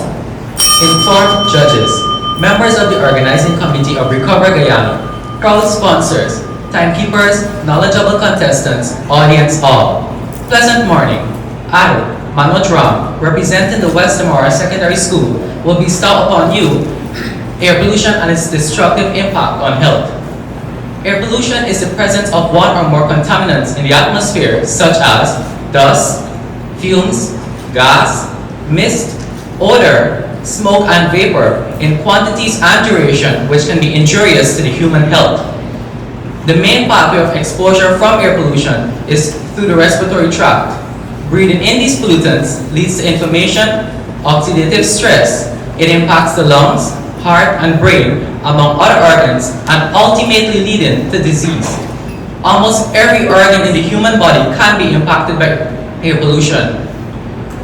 Due to their small size, some pollutants are able to penetrate into the bloodstream and circulate throughout the entire body, leading to systematic inflammation and cancer.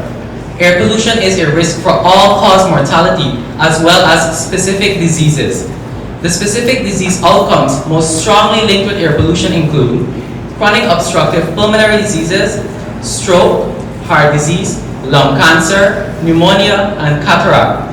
There is suggestive evidence also linking air pollution exposure with the increased risk for cancers, diabetes, adverse pregnancies, neurological diseases, and cognitive impairment. Being aware and changing our habits is the only way to reverse the negative actions we have adopted in our modern lifestyles. Even though some initiative needs to be taken by authorities, individual actions still can make a big impact. Lend a hand, save our atmosphere, stop air pollution. Thank you. Thank you, West Demerara Secondary School. The 29th school on our list, Winifred Gaskin Memorial Secondary, Representative Renee Johnson. Please make your way to the stage. 15 seconds, Renee. No. The final school on our list is Zeebrugge Secondary School, represented by Amrita Sankar. Please make your way to the stage.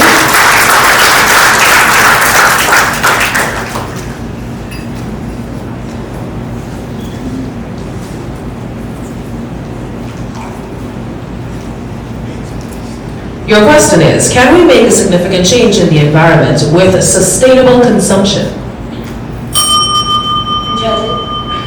Judges, teachers, fellow students, and audience, a pleasant good morning. My name is Amrita Sankar. I am 15 years of age and I study the business stream at Seaburg Secondary School. I was assigned the topic, can we make a significant change in the environment with sustainable consumption? To answer this question, we must first understand what sustainable consumption is. The UNEP, United Nations Environmental Programme, defines sustainable consumption as doing more and better with less. Thus, consuming a product or service with the least environmental impact will preserve the Earth's natural resources for future generations. Similarly, a significant change can be made in the environment with sustainable consumption if we use human and non-human resources at a minimum, but simultaneously causing a considerable environmental impact. So my answer to this question is yes. But subsequently, one may wonder, how can we make a significant change with sustainable consumption? We can do so by implementing the use of the 3 R's of waste management, that is, reduce, reuse, and recycle. By 1, reducing the amount of waste we use, for example, using less materials that are not required in the production of a good. 2, reusing certain items, for example, instead of disposing water bottles, it can be used to make crafts.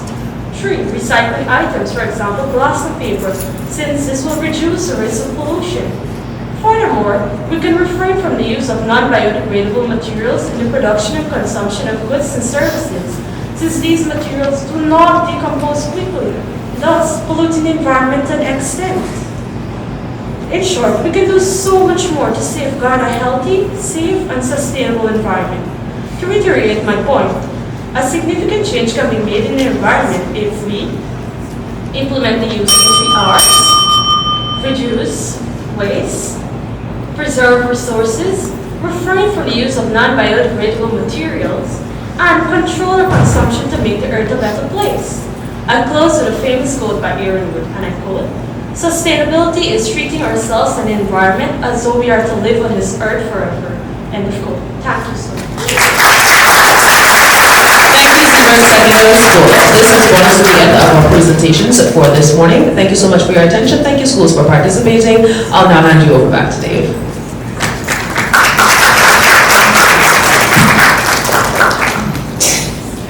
All right, thank you very much, Veronica Ramsuru. This is Shout, the Quest for Guyana's National Youth Environmental Speaker. Really quick, we're going to check in with our judges to give us some brief comments. Some of our judges, we'll try to target the environmentalists on the panel.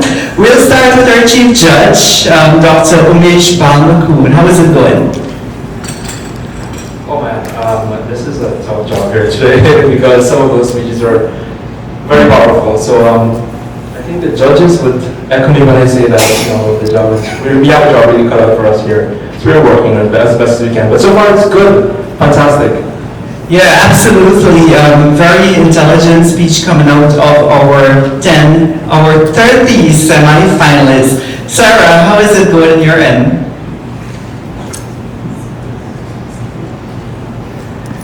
It's a tight competition. Nada, what's happening? Good morning, everyone. I must say that I'm very impressed by what the students have brought to us today. A lot of them, you can see the amount of effort and dedication they've put in. So I would like to also say kudos to the teachers in the schools who have helped the students prepare their speeches, and I'm definitely looking forward to see what they can do on their own in the next segment of the competition. All right, great. Thank you so much. We would, of course, like to thank all our corporate partners. We want to thank Ramada Georgetown Princess Hotel, the official venue, professional print and designer, official branding partner, sponsored by Canadian's Restaurant Inc., UltraCare Medical Centre Inc., Caribbean Motor Spares, Guyana, Premier Auto Dealership, GTT, Guyana Premier Consultancy, Republic Bank Guyana Limited, Morning Glory, the High Commission India to Guyana, Sharmal's Cleaning Services and Supplies, supported by Anthony Indar Photography and Videography, Adrian's Decor and Event Planning, Goes Media and Production Inc. Trophy Style, collaboration with the Ministry of Education and Recover Guyana. I want to talk about something really big now. I want us to talk about the prizes. Today's prize package is valued at $2 million in cash and prizes. Here's how it goes. The winning school in today's competition is going to win a prize package valued at $500,000. I was going to say $5 million. My apologies. $500,000, including a cash prize or a cash grant of $250,000, including that will cover for their environmental beautification project, plus 1 year free fiber internet service powered by GTT. Our third place winner, the prize package value is $175,000, including an environmental award, a tablet, 1 year free fiber internet service powered by GTT, a healthcare voucher from UltraCare Medical Centre, plus a cash prize. The second place winner, the prize value is $250,000, including an environmental award, a tablet, 1 year free fiber internet service from GTT, a health voucher, a Chromebook, and cash prize. And the first place winner, the value of that package is $300,000, including an environmental award, a tablet, 1 year free fiber internet service powered by GTT, a healthcare voucher from UltraCare Medical, and a cash prize. Again, the first place winner. The school will also receive the cash grant to execute their beautification enhancement project. There are a number of special awards, including Participants Award, the Top 10 Finalists Awards, the Best Speaker Award, the Most Influential Speech, and the Environmental Impact Speech. So I'm trusting that you've been keeping your notes as well, so we can have these results in, as soon as possible. Now I'd like to invite the top 3 essay participants from phase 1 who will be given the opportunity to read their essays for the audience. We'll now start with finalists for the essay participant number 1 from West Demerara Secondary School, Manoj Ram.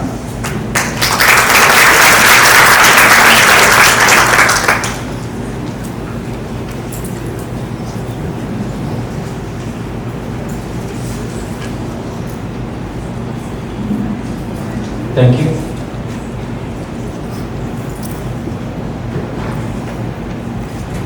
Good morning, everyone. Already known, I am Manoj Ram, representing the West Demerara Secondary School. My essay is entitled, "The Environment is Not a Dump Site, but a Beautiful Garden."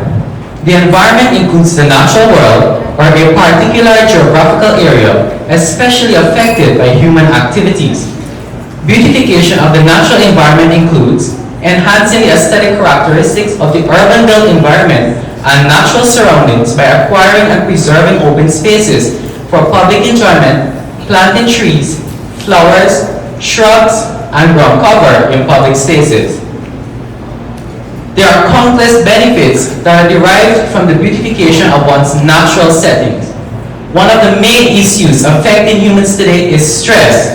In a study of 20,000 people, a team led by Matthew White of the European Centre for Environment and Human at the University of Exeter found that people who spend 2 hours a week in green spaces, visit local parks or other natural environments, either all at once or spaced over time, were substantially more likely to report good health and psychological well-being than those who don't.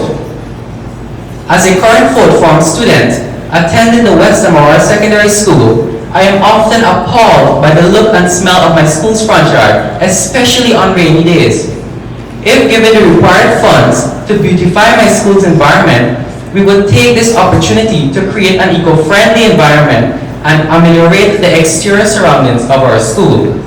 Since I've been attending the West Demerara Secondary School, I've continuously observed the dreadful conditions of our natural environment. These silent observations awaken many ideas such as creating a beautiful flower garden within the range of the entrance of my school, amplifying the eco park by adding designs to the already existing banal, neglected pond, and removing the eyesore for a garbage dump. My school is associated with weddings and memorable occasions. As such, it is only fitting for the front lawn of the compound to be enhanced. By adding a flower garden, this can help with the aesthetic of the front lawn. This flower garden will be located to the western side of the entrance. By clearing the area, there will be enough space to create a semicircular garden with the addition of an arch as the entrance. In this garden, we will house many different flowers and plants which will have multiple benefits towards the atmosphere and positive feeling which this space will create. Some of these flowers are daisy, jump up and kids, creeping phlox, heart of Jesus, and buttercup. These flowers will benefit the environment and garden by creating an aesthetic and pleasant look. Some of the plants we can include are palm trees, aloe vera, sword ferns, and mosses. These plants will help to enhance the beauty of our front lawn and provide an attractive look for persons passing by on the public road. The palm tree signifies eternal life, good luck, wisdom, and longevity. They can also provide shelter for the garden and prevent erosion for small flowers that will be planted there in the garden. The aloe vera provides a beautiful green side which will stand out amongst the colorful flowers. Students can occasionally pick the aloe vera for using as it is very beneficial to the skin and hair. Sword ferns and mosses creates a green habitat which also helps with erosion control and retains moisture and nutrients in the soil and aesthetically adds a natural beauty to the lawn. All of these plants and flowers will help with the reduction of carbon dioxide in the atmosphere and increase the flow of oxygen in this small and safe space by day. The arch will be the entrance to the garden, which will be made of bamboos and vines called bougainvillea. This vine will run along it. Arches embody and symbolize strength and support. It represents the door between time and space through which one passes to enter another world. This garden could be seen as the other world of peace and tranquility. The garden will be a safe and peaceful space for students to wait for their contracted transportation in the afternoons. It will also be a place for them to relax in their leisure time at school, get homework, assignments, and SBAs done. From the garden, there can be a pathway leading into the eco park and pond, but there's another obstacle that needs to be dealt with. The atrocious garbage bins that overflow and doesn't have proper covers are very unappealing. This can be changed with the installation of a proper garbage disposal system which includes bins with proper covers and appearance. Other recyclable materials such as bottles and tins can be used in decorating the passageway and garden. The bottles can be used for making small plant pots and tins can be used for decoration on plants. The pathway can be made with clear rectangular bricks and small plants in the bottles that serves as a pot.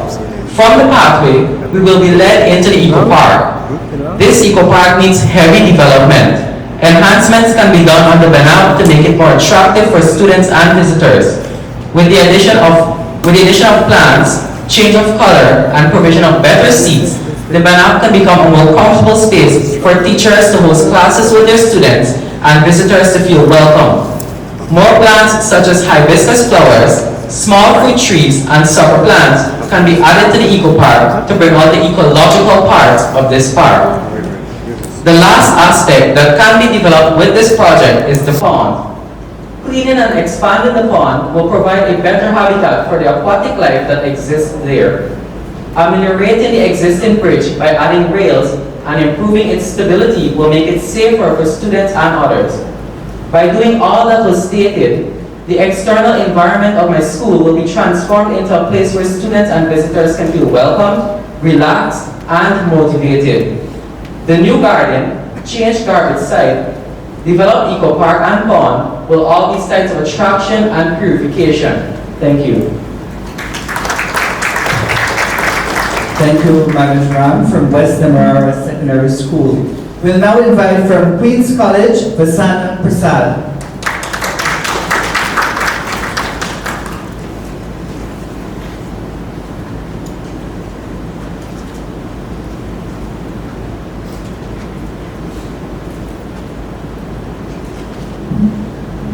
Good morning again, audience, teachers, fellow finalists, and judges. I'm Vasanna Persaud, the finalist representing Queen's College, and I'll be reading my essay titled Water Refilling Stations Equals Elimination of Dehydration and a Greener School. Everything around us is changing. Our surroundings increasing in pollution, air quality worsening, and higher sea levels and greater heat waves. But besides these detrimental changes, there is a rising of a newer, more self-aware, and educated generation preparing to enter a world where climate change effects will be at their peak, and the true limits of our financial, social, and environmental world will be tested. As Guyana develops, so does the mindset and approaches with which we deal with modern, pertinent problems. Recently, we have joined many countries with the task of completing Goal 13 of the UN Climate Action.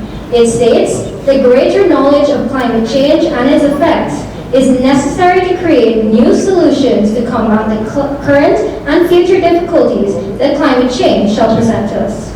It therefore is the best to start in our schools, and my school, Queen's College, definitely has the potential to become greener. My research on the most effective greener projects has led me to many ideas, but the most effective and niche one has been the installation of clean water refilling stations across our campus. Would it not be nice to get water wherever and whenever on your school campus and not worry about its quality? Water refilling machines dispense cold, clean, and readily available water and have been the go-to for many schools in their recent green developments. The establishment of these stations requires us to have the proper drainage systems in place that can run from nearby water sources to our school compound, and also to test the water quality to ensure no bacteria components are present. Once that is done, then a water audit which evaluates how best water should be managed and saved should be implemented. Water is not only a human right, but a survival essential. And with rising temperatures, many schools have reported cases of children fainting from dehydration or heat stress. In fact, over half of school-aged children are underhydrated and report cases of headaches, possibly induced by dehydration. The average water consumption for a secondary-aged child is 64 to 88 ounces, and health experts have recommended that students to drink greater amounts, as studies prove a more hydrated student focuses better and is less prone to headaches. Now, how is this an environmental solution? Americans alone throw away 35 billion plastic water bottles, but only recycle 12%. And globally, only 6% of plastic bottles are recycled. Thus, plastic water bottles are one of the largest components of pollution and global warming. In schools, many kids don't go to school with a reusable water bottle, causing them to buy packaged water, or they might not bring enough water to cover for unexpected heat or sports game. Students would either opt for a plastic water bottle, which contributes to global warming, or they might opt for a soda or sugar-filled drink, which contributes to childhood obesity and other health problems. Or due to financial issues with buying no water at all, causing dehydration. Why should a student ever be deprived of pure and clean drinking water due to their financial status? All of these could be prevented with installation of free water refilling stations. Not only is the water cold, but it provides readily available access, unlike canteens, which will operate around certain hours. The more students that use these stations are not going to buy a plastic water bottle, which means less plastic waste, and which means less pollution and global warming. Similar inventions have been made, like water fountains, but when employed have shown to carry bacteria and germs, unlike water stations that are no contact and one touch. Also, the constant maintenance of those inventions proves costly, whereas water filling stations are a one-time investment. Many schools in North America have several installed throughout their school, and so far, only good reviews have come out about the initiative. In review, my idea is to install water refilling stations around Queen's College that provide clean and good quality water to all students and staff on campus. The idea deters many health issues and presents money-saving opportunities for the student's wallet. Mainly, it eliminates the constant buying of plastic water bottles and the waste they form, where little to none is recycled. This invention also proves more hygienic and efficient than previous ones. So by implementing these stations, we're bringing the latest technology of water stations that have been tested and proved effective worldwide to Guyana schools. Thank you. Thank you, Ms. Saahil from Queen's College. We'll now invite the final top 3 essay writer, Amrita Sankar from Zeeburg Secondary School.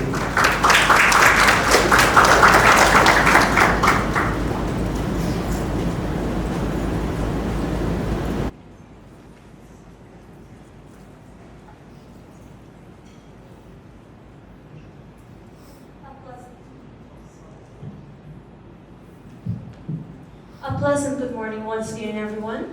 As you know, my name is Amrita Sankar. I'm a student of grade 10 at Zeeburg Secondary School. And the essay that I'll be presenting to you is entitled, Developing and Preserving Our School Environment. Developing and preserving our school environment is very important as it helps to safeguard a clean, aesthetic, and relaxing atmosphere. This in return benefits both the planet by protecting its resources and students by creating a safer and more comfortable learning environment. A famous quote by Elizabeth Frost states, and I quote, "When the atmosphere encourages learning, the learning is irresistible," end of quote. Similarly, if changes are made to promote a greener and more sustainable space in the school, then the learning environment will be more effective in boosting the students' performance. Zeeburg Secondary is a beautiful infrastructure with the potential for great changes in its environment. However, this can only be made possible through the funds from this event to cover the expenses associated with getting the project done. A clean environment is ideal in any school to reduce the risk of pollution and the spread of possible diseases. As such, the project will begin by hosting a cleanup campaign in the school. This will include cleaning the school compound in which the land will be weeded, sprayed, and raised with sand where necessary to prevent flooding.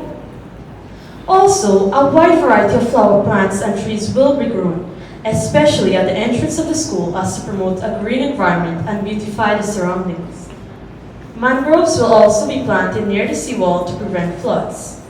This task will be carried out by the students to raise awareness of the importance of taking care of the earth. Not only will the compound be cleaned, but also the waterways near the school. This will aid in reducing water and air pollution, like the pungent smell and disgusting sight of garbage. Phase 2 of the project will be very beneficial for the agriculture department of the school. The land consists of 2 infrastructures, the old and new Zeeburg Secondary School. Unfortunately, the old building has become hazardous in many ways due to it diminishing over the years. For instance, the zinc could fly off and injure someone, or wild animals can dwell and attack students.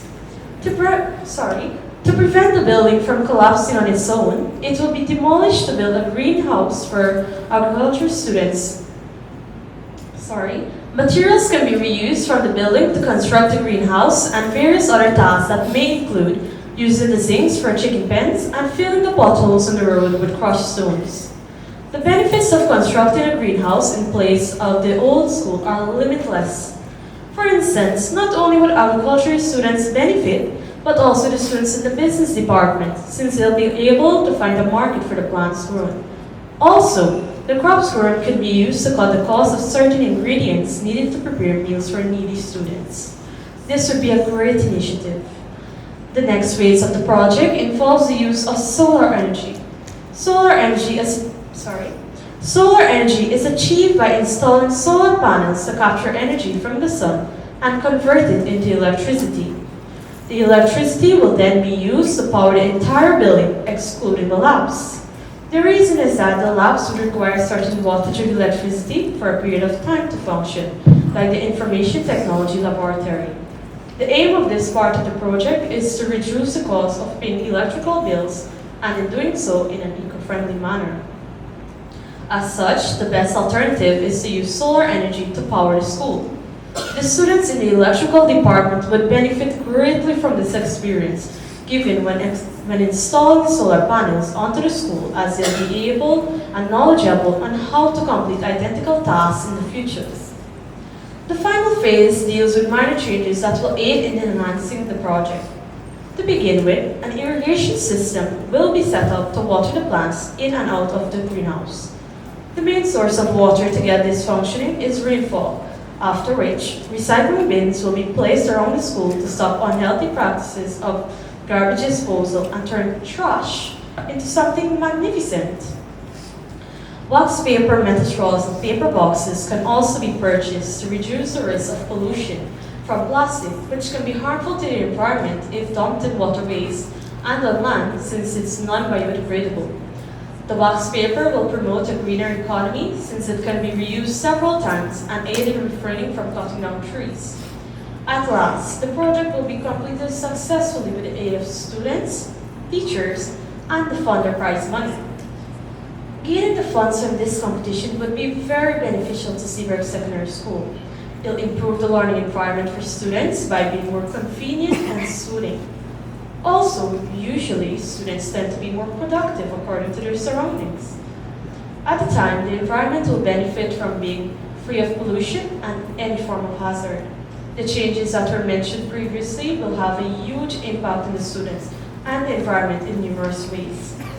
Everyone should be considerate and cautious of their actions and how they can affect the environment either positively or negatively. I will close with a famous quote by Mohit Ghani, and I quote, "Environment is no one's property to destroy. It's everyone's responsibility to protect." Secondary School and Ms. Amrita Sankar. Thank you as well to our top 3 writers for sharing their essays with us this morning. Please know that the winner for the essay writing will be announced during the award ceremony. Alright, so we're now entering the final phase for Shout, the quest for Guyana's youth environmental speaker. Really quick, these are the rules that will govern the final competition. The top 10 participants from the speech competition will enter this session. The impromptu questions are provided by the judges. Any quote, paraphrased, or reference content must be identified during the speech. Speech should be 2 minutes only. 30 seconds will be given to gather thoughts. We're asking that the audience remain silent at all times. Speaker will be disqualified if the speech falls short of 1 minute 30 seconds and if it exceeds 2 minutes.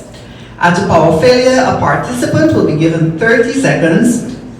At such a situation, the participant should continue the speech and the audience should remain in silence. Participant will present in random order. The timekeeper will indicate as follows: a single ring, time to begin gathering thought; a double ring, time to begin speaking; and a triple ring, time is up. I just want to wish our top 10 the very best. You are the national finalists for Shout, the quest for Guyana's national youth environmental speaker. I'll now invite our chief auditor to bring those results.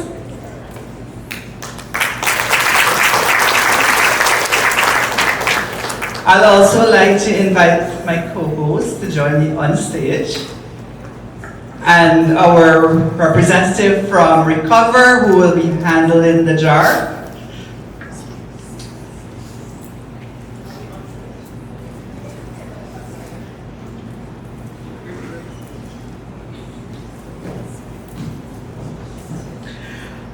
All right, national finalists number 1. Amrita Sankar from Seaburg Secondary School.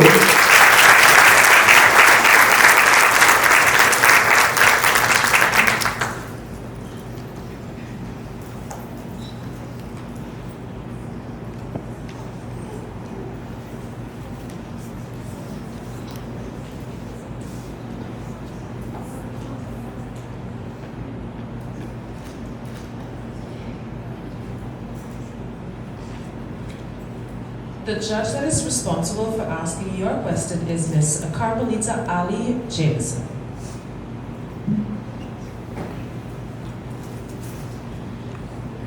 Can we have the participants center stage, please?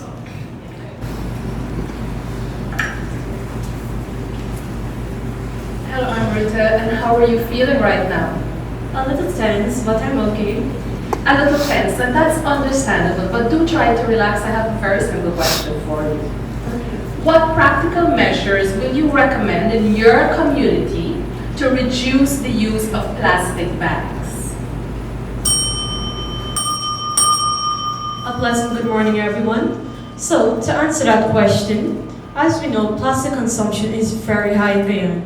A lot of persons go to the grocery stores and they purchase a lot of groceries, and in doing so, the supermarkets tend to give them in plastic bags. Now, we are trying to refrain from such activities, and in doing so, we could try probably 3 simple ways. That is, firstly, we can implement the use of reusable bags, like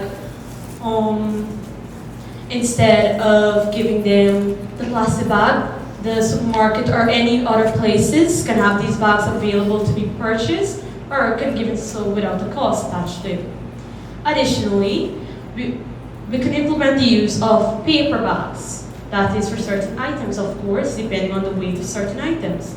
This could also reduce the use of of plastic bags that could go clogged in the drains, etc. Lastly, we could, I'll just end at the 2 points, but let me summarize quick on these 2 points. The paper bags and the other bag that was mentioned earlier will reduce plastic bags in the community, which could pollute the waterways and other harmful effects to the environment, which we are trying to move away from. As such, thank you. National finalist number 2 from Isa Islamic School, Vashti Gal.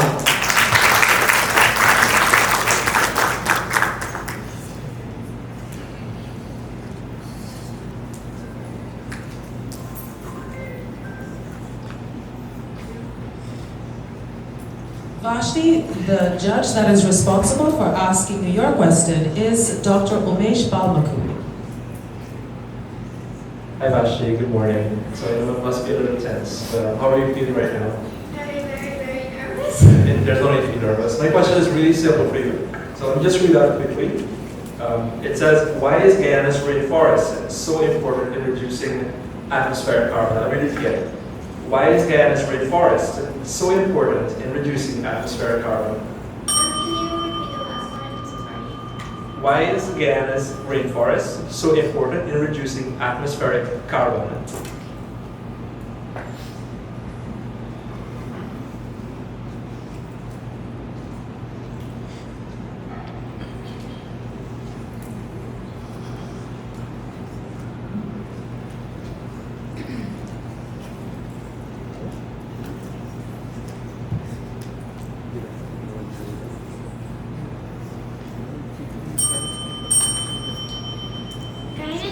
Is extremely important to us, which is why we should try our best not to cut them down. Trees are important.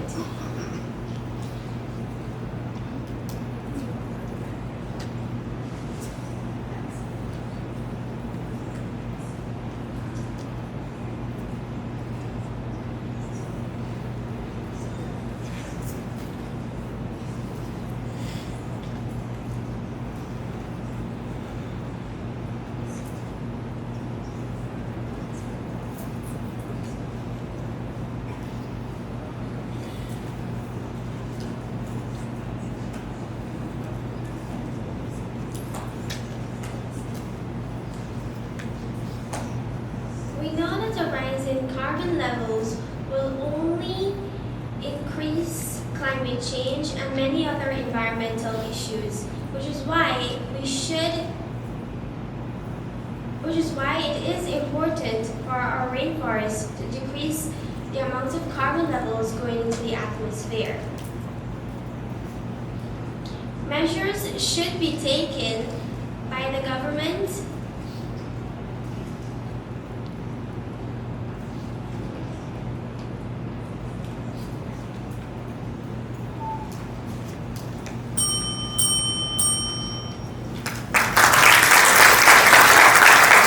All right, we're heading on to our third national finalist, and this person is coming all the way from Essequibo Islands Secondary School, Shalisa Amin.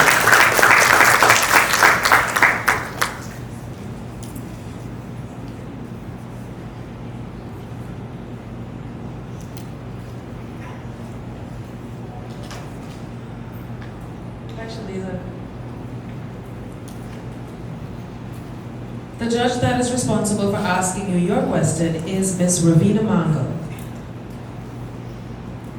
Hello, Shalisa. Hello. How are you feeling? Very nervous. I've never done something along these lines, so it would be a first. Okay, we're very proud of you. I'm proud of all the finalists here.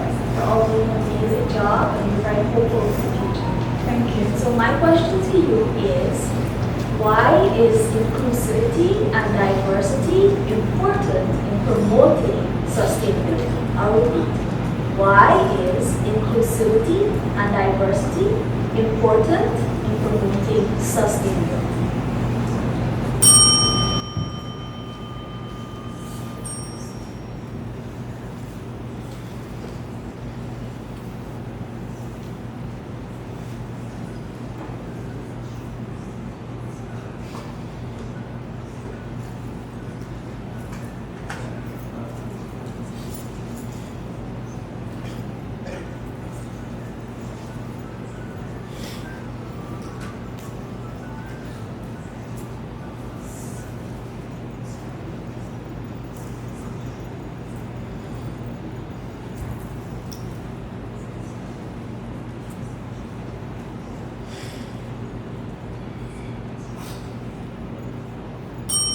Good morning once again, judges, audience, all.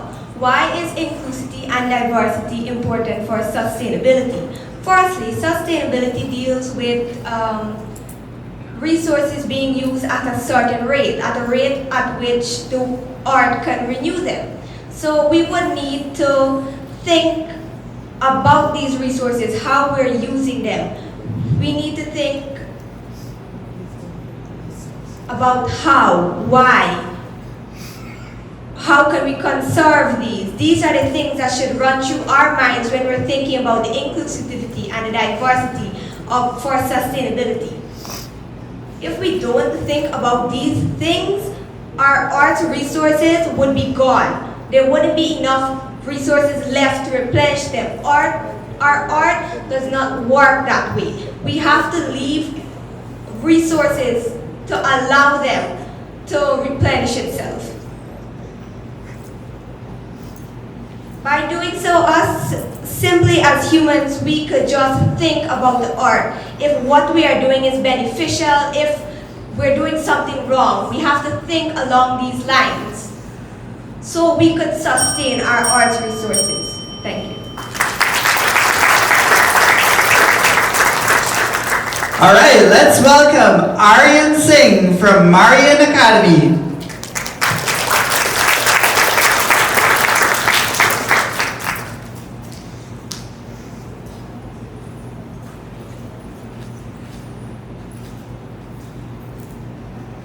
Hi, Aryanne, you can approach it.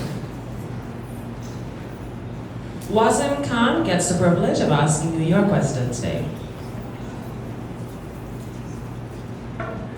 Hi, good morning, and congratulations on making it to the top 10. Thank you. Does that make you want to show? Alright, so my question, I'll repeat it for you twice, and then of course you'll have it like that. It says, what can we do today to reduce our carbon footprint and promote sustainability in our daily lives? I repeat, what can we do today to reduce our carbon footprint and promote sustainability in our daily lives?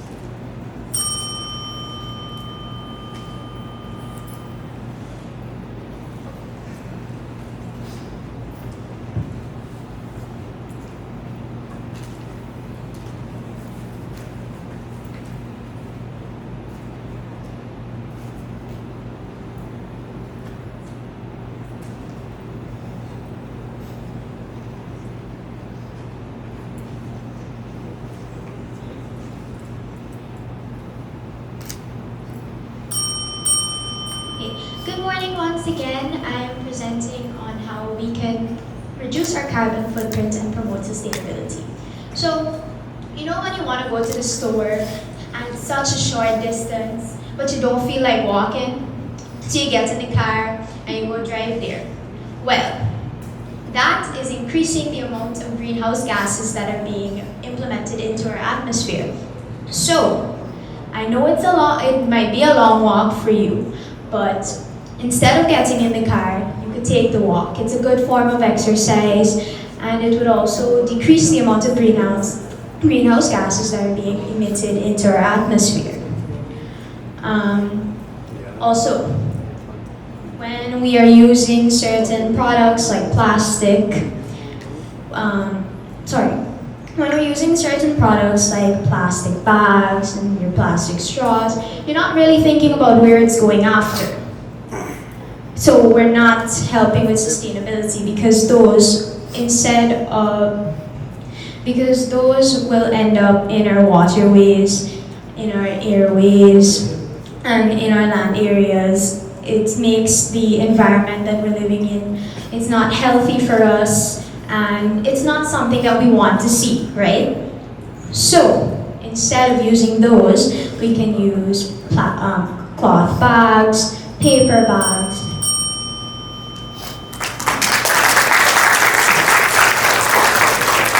Alright, I can definitely feel the tension because there are only 6 schools remaining for the national finals. Alright, so we're heading across to region number 6. The 5th finalist is Saahil Hemraj from Skeldon Line Park Secondary, Line Pat Secondary School.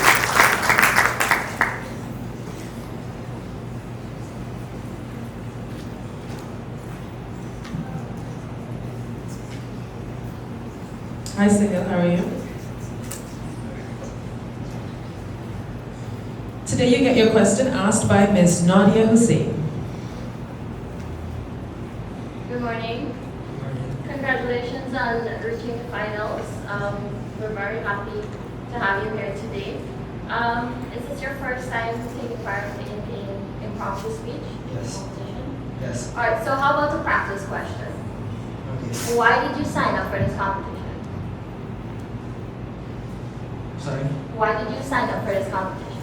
Because I wanted to voice my opinions about climate change and how we could reduce it. Alright guys, we have a future activist in our hands here. Alright, so my actual question. Should waste management through the 3 R's be mandatory for businesses? I'll repeat that for you. Should waste management through the 3 R's be mandatory for businesses?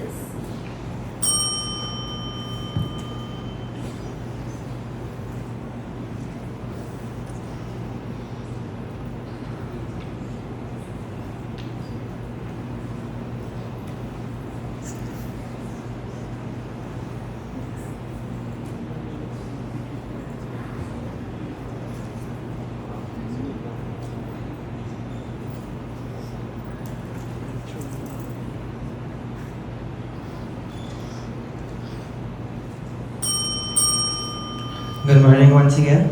And my question was, should waste management through the 3 R's be mandatory? And yes, it should, because every day there is a lot of waste that is being piled up and they're causing pollution, global warming, and businesses and people should be more cautious about what they're doing, as this can impact the future.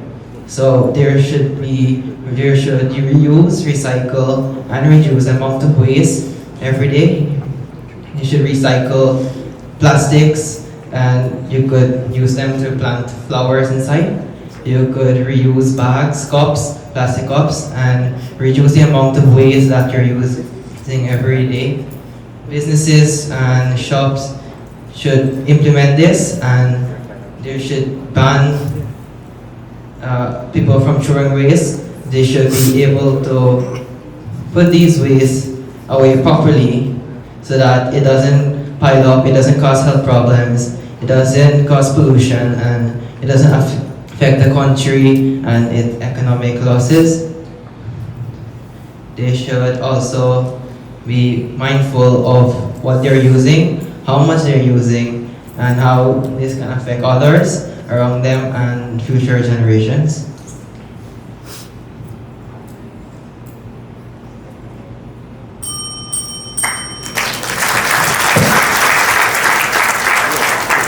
All right, the 6th national finalists goes to Vasanna Persaud, Queen's College.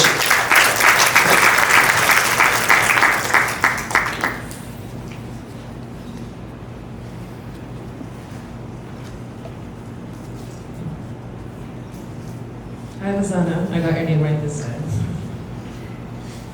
All right, so today, Ms. Anisha Mohammed is tasked with asking you your question. Good morning, Vasanna. How are you? I'm doing okay. Okay, well, it was just announced a few seconds ago that you made it to the finals. How do you feel? I'm feeling proud. Proud, okay. Are you passionate about your environment? I definitely am passionate about our environment because I believe that if we ourselves can be passionate, who else is going to be? Okay. So, since you're passionate about your environment, you're going to like this question. What advice would you give to children for them to become more environmentally aware? The question again is, what advice would you give to children so that they're more environmentally aware?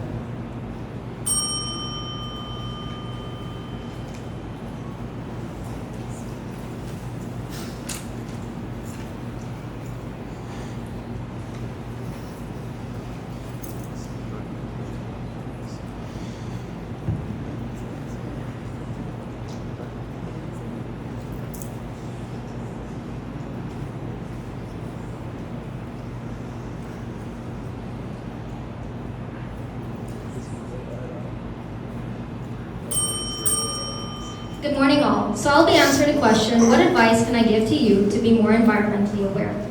Now we know anytime we want to figure out something or establish our viewpoints in it, we need to do research. We need to learn it extensively. For example, for this competition, before I came here, I had to learn everything I needed to know, not just on plastic consumption like my essay, but on every environmental topic. So if a youth wants to get involved in the environment, become more environmentally aware, I believe the main thing they have to do and imply is research. Without research, we don't know the facts, we don't know statistics, and we don't know how we can go about a particular situation. As youth, as I said prior, it is our job to uphold this environment for future generations, and thus we all need to be environmentally aware. When we research, we should not research with just a bias, but look at all viewpoints. Look at what different countries are doing with different environmental problems. Learn how we can implement it here in Guyana. As Guyanese youth, we are currently now taking up the task of being more environmentally active. And we can look at other countries for a bit of a guide. So, my advice to you is to do deep research that you could implement any environmental solutions that you can bring towards the table, new ideas, and as policy leaders and governmental leaders in the future, you know what you're dealing with, and when future generations come, they will have an environment that's clean and healthy for them to thrive and live in. So in conclusion, research and education is the way to go. All right, so we're going across to region number 3. Let's welcome West Demerara Secondary School, Manoj Ram.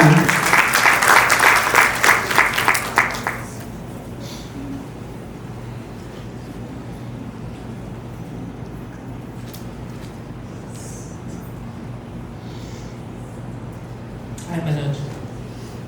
All right, so today, Ms. Esther Patterson will ask you your question. Hello, how are you? I'm alright. How many hours sleep did you miss in preparation for this? Pardon? How many hours of sleep did you miss in preparation for this competition? Countless. Alright, so this should be a very easy question. We've been talking this all morning. How does global warming contribute to climate change? How does global warming contribute to climate change?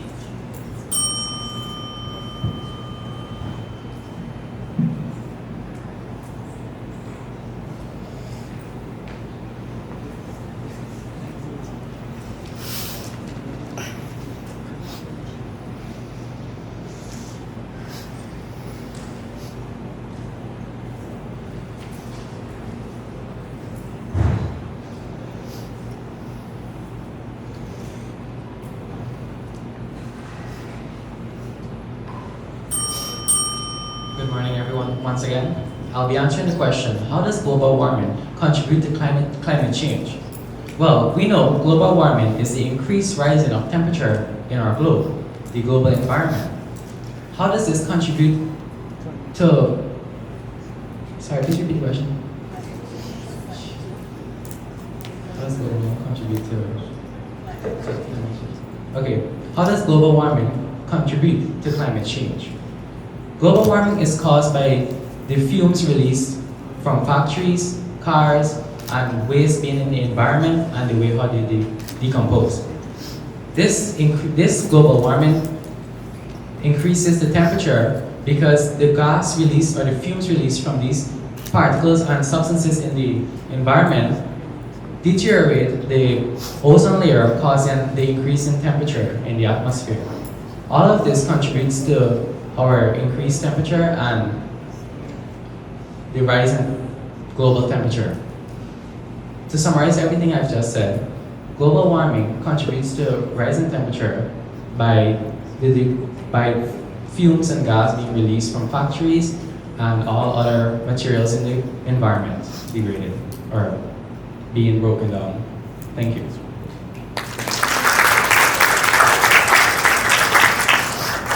All right, so we're now on to our 8th national finalist, and that goes to Najib Baz Mohammed from Quahim Academy.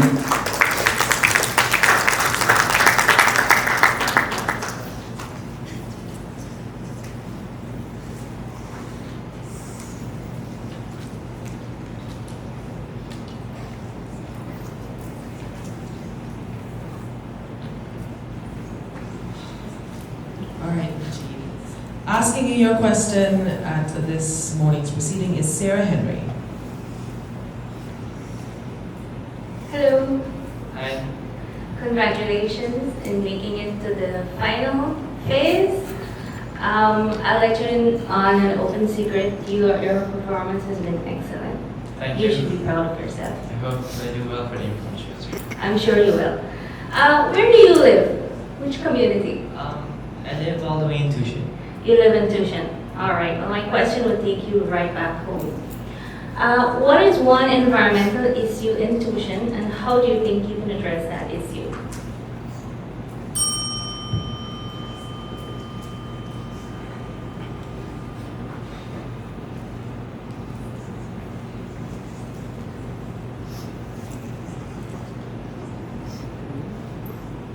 We cannot allow any paper on stage for the impromptu.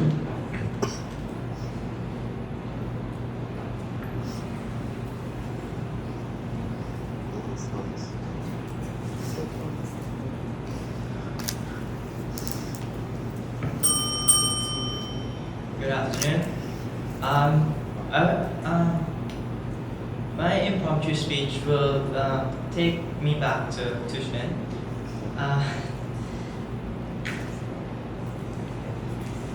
So Guyana is a very beautiful country. In the first place, we are a Caribbean country. We are in the tropical climate, and we are beautiful. And underlying these great aspects, we have various environmental problems affecting us. One of it is waste management. Now, we need adequate waste management in Guyana, because I find that in rivers and trenches we see a lot of garbage, we see a lot of litter, and it clogs our drains, it creates areas where bacteria can multiply. It's very health hazardous. And in Tushin, there was a specific area right in front of my house where people would dump coconuts, other things, and it would pungent smells. It would create pungent smells and affect me that is in my house. Now, the government is doing something. I believe we can do much more. All right, so we have 22 semi-finalists waiting to be called in the national finals. However, we have 2 spots remaining. The 9th spot belongs to Malia Brown, the New Guyana School.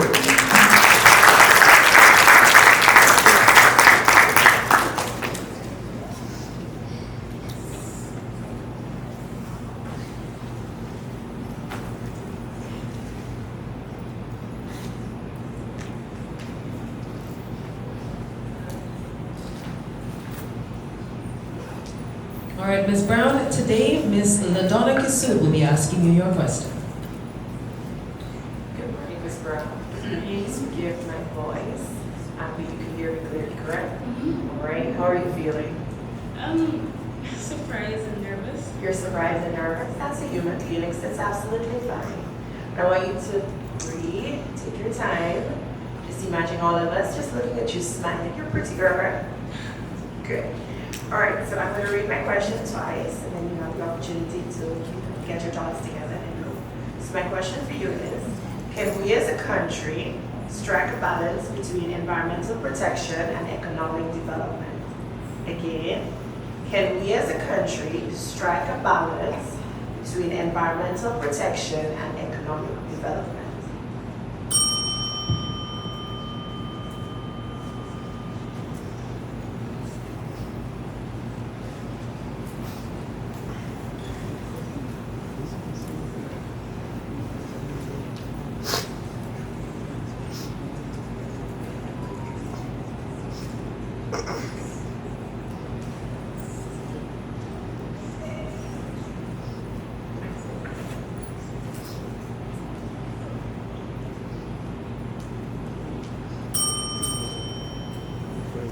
Guyana is already filled with such rich resources. So what are we doing sitting down and using things that we're using a little percent of what Guyana has been gifted? Guyanese already reuse a lot of the things we purchase. We as one country can contribute to our economical development.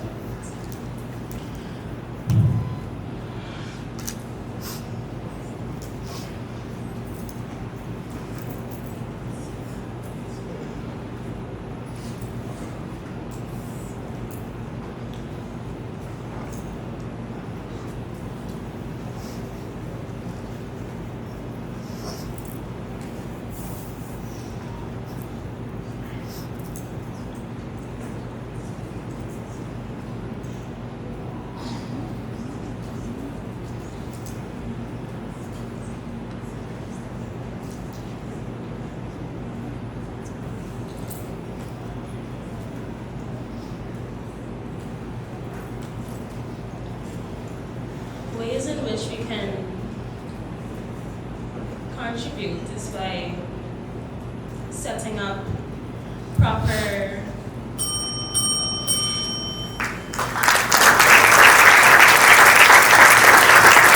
Alright, so here is where it gets very tense because there is only spot for one more national finalist. Of course, we want to thank all our participants. You have done all well. I'm very impressed with your presentations at the prepared speech level. Any guess who is making it into the national finals? Yeah, let's hear. Alright, going into the national finals for Shout, the Quest for Guyana's Youth Environmental Speech Competition 2023 is President's College, Marian O'Donoghue.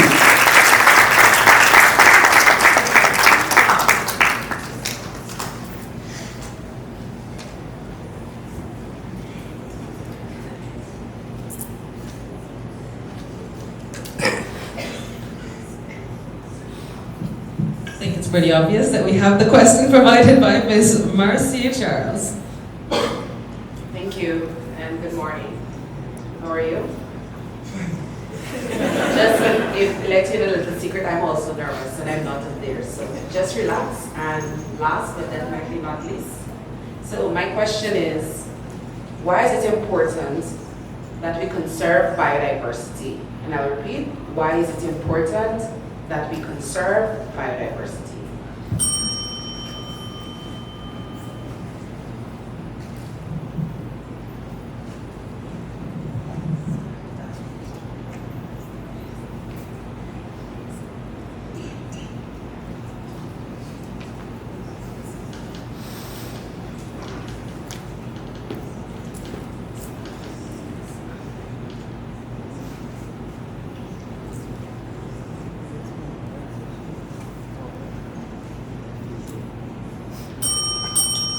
Why is it important for us to conserve our biodiversity? Many researchers would have posited that species are to ecosystems as what rivers are to clays. If we lose one, it may not cause immediate disaster, but each loss adds to that, creating further disaster. Now, it is important for us to conserve our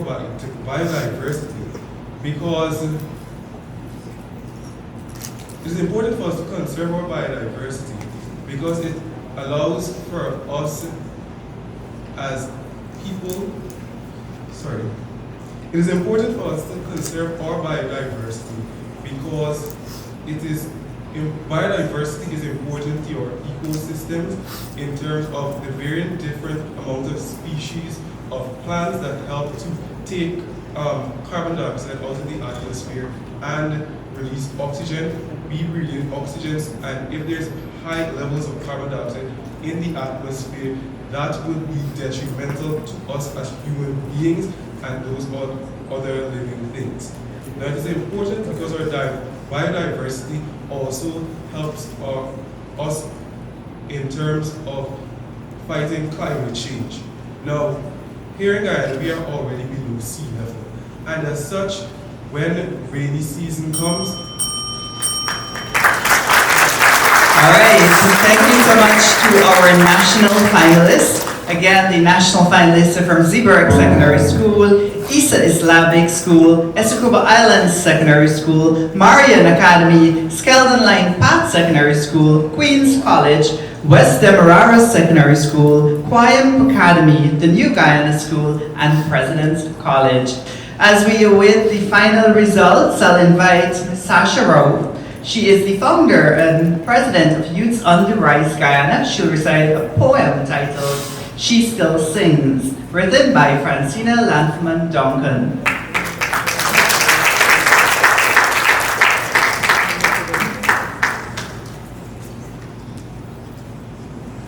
Good afternoon, everyone. All protocols observed. My poem is entitled She Still Sings. Vitality oozed from every fiber of her being. Her essence is in the gentle sway of her hips as her companion. The wind whispers sweet nothings. Calmness sweeps over everyone who comes to know her. Life is reborn in her embrace. Balance is found in her silence. Peace is her gift. She is of many layers, her simplicity often ignored. She gives everything that is ravaged time and time, again by her children for their selfish desires. Now she lies bare, broken, and battered. Her value now is seen. She has been weakened, no longer protector and provider. Her children desperately tries to restore her, but will they be able to? All that she had given them, and they refuse, they now search for. In pity, she looks at them in anguish. She punishes them time after time. Droughts, forest fires, floods, teaching them harsh lessons, hoping they would learn. But greed has taken hold of their hearts, but she is no longer loved by them. Though stripped of her beauty, she still sings. Though her songs are now mournful, she still sings. Will anyone listen? Thank you.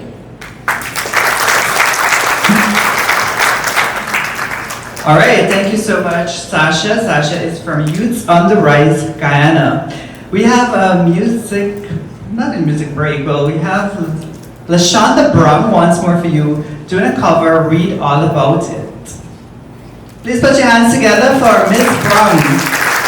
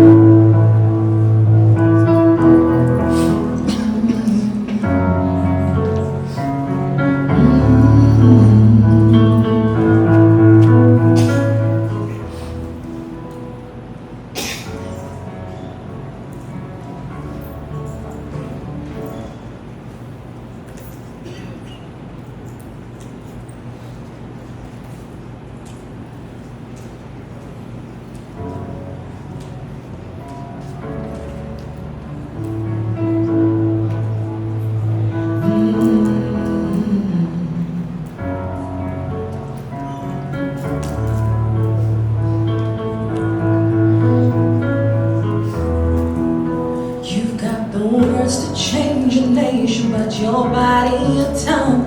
You spent a lifetime stuck in silence. Prayed you say something wrong. If no one ever hears it, how we gonna learn your song? So come on, come on, come on, come on. You've got a heart as loud as a lion, so why let your voice be tamed? Maybe we're a little different, there's no need to be ashamed. You've got the light to fight the shadow, stop hiding it away. Come on, come on. I wanna sing, I wanna shout, I wanna scream till the words dry out. Put it in all of the papers, I'm not afraid. They can read all about it, read all about it. Oh, oh, oh, oh, oh, oh, oh, oh,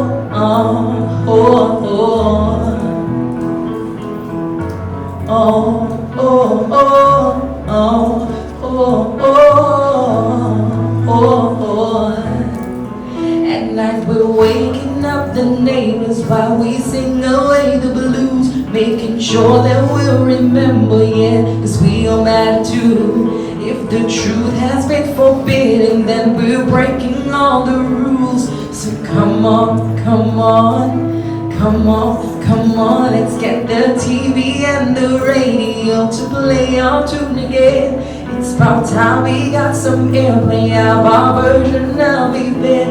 There's no need to be afraid, I will sing with you, my friend. Come on, come on. I wanna sing, I wanna shout, I wanna scream till the words dry out. Put it in all of the papers, I'm not afraid. They can read all about it, read all about it. Oh, oh, oh, oh, oh, oh, oh, oh. Oh, oh, oh, oh, oh, oh, oh. Yeah, we're all wonderful, wonderful people. So when did we all get so fearful? And now we're finally finding our voices. Just take a chance, come help me sing this. Yeah, we're all wonderful, wonderful people. So when did we all get so fearful? And now we're finally finding our voices. Just take a chance, come help me sing this. I wanna sing, I wanna shout, I wanna scream till the words dry out. Put it in all of the papers, I'm not afraid. They can read all about it, read all about it.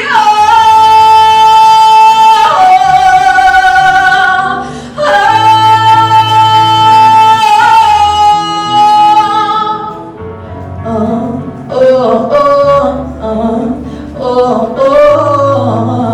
oh, oh. I wanna sing, I wanna shout, I wanna scream till the words dry out. Put it in all of the papers, I'm not afraid. They can read all about it, read all about it. Oh, thank you.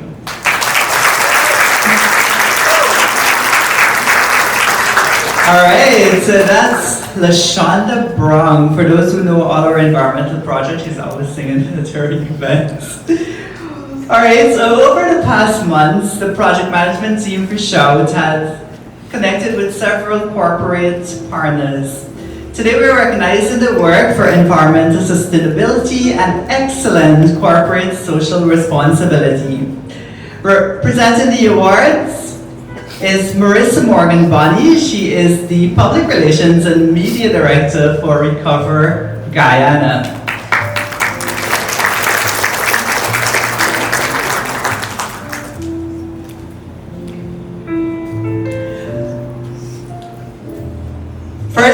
would like to invite Mr. Imtiaz Karim. Imtiaz is the Managing Director for Professional Print and Design. All our branding came from Professional Printing and Design. They are our official branding partner. Please put your hands together. Professional Print and Design is owned by Guyanese and is committed to provide quality branding services. They can be contacted at 653-3823 or email proprint91@gmail.com.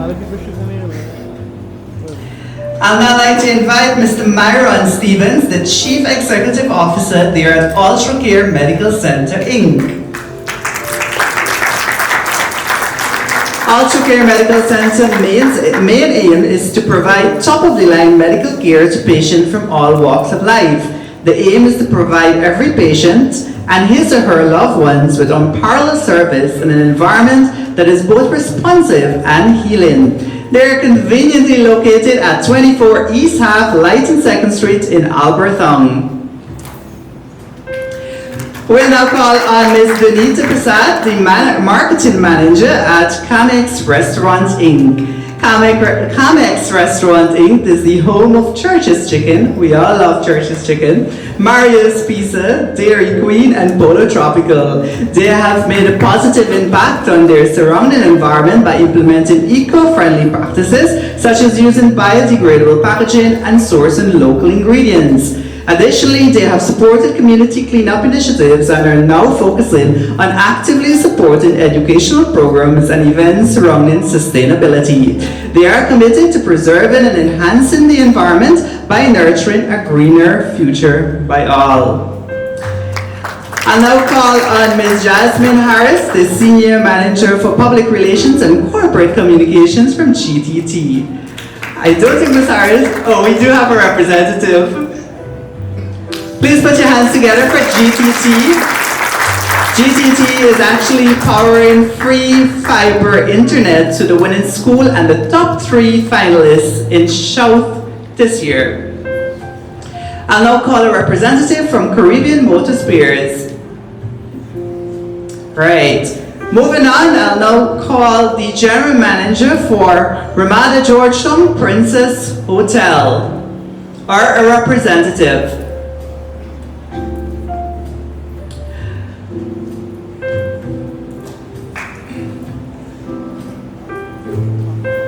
All right.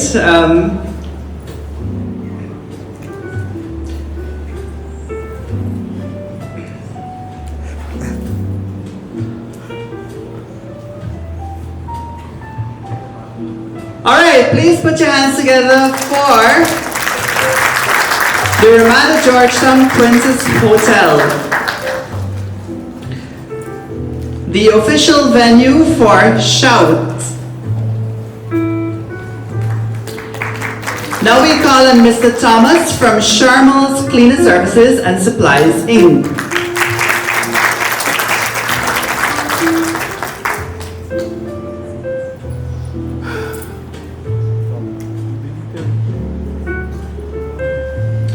All right, in the meantime, we're asking Gail to get ready.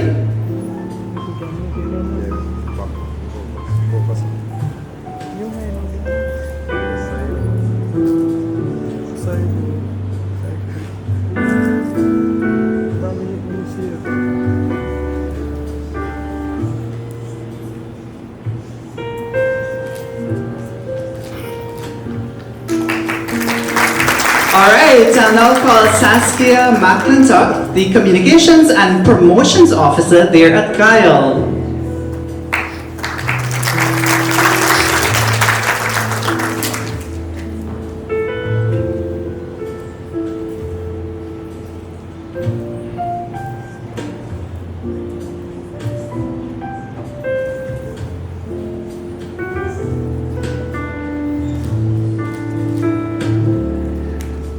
Alright, we'll now call on Aryanne Hinkson, the Corporate Secretary for Morning Glory Incorporated.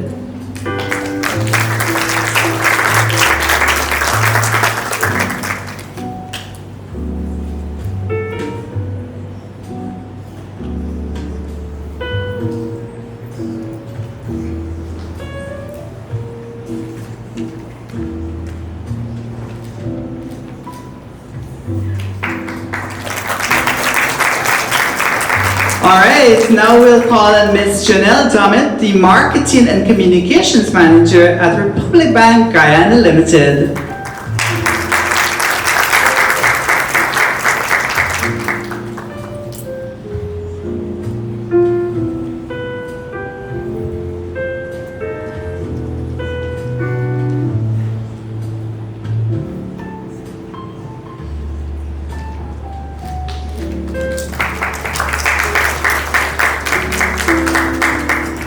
Alright, and now we would like to invite the person who is responsible for stage and decor.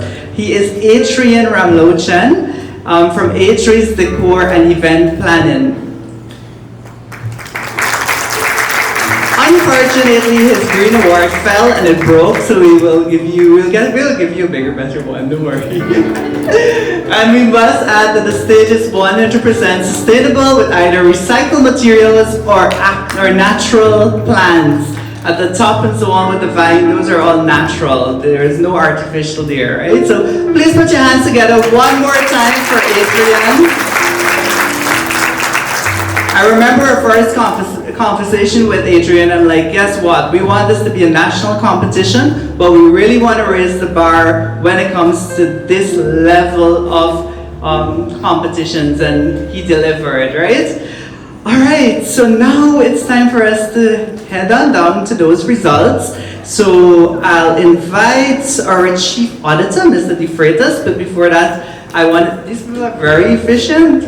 First competition results are already in. I want to say a big thank you to our judges, the selection panel. They're a team of experts that we work with. And I had these people in a group for like over a month, and we were always communicating, preparing them to ensure that this production is one that flows, and one that is aligned to World Environment Day, and one that is going to be perfect as ever, right? All right, so let's invite Mr. De Freitas as he brings those results up.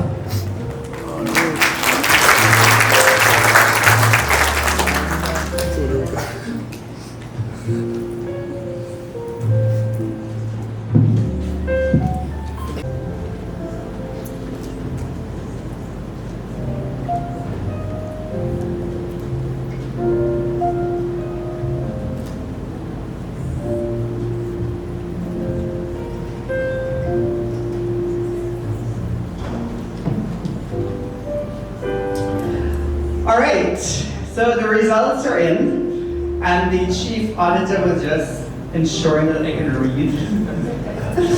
All right, so I'll invite Mr. Marian, the Chief Executive Officer over there at UltraCare Medical Centre, to present the participation awards to the first 15 schools.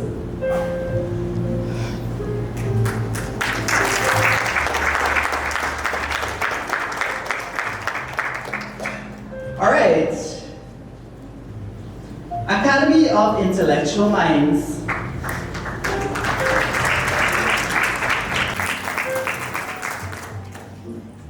Anna Regina Multilateral School.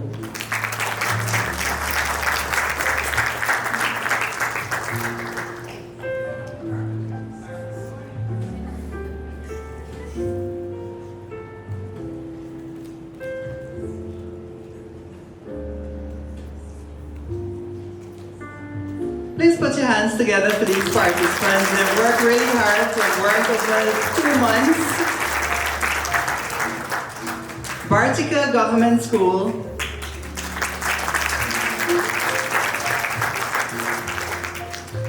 Blackbush Secondary School.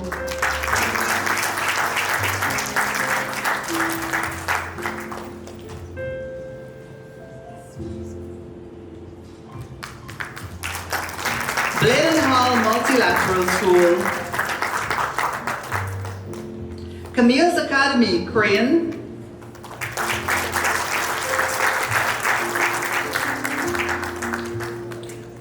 Camille's Academy, Suzai.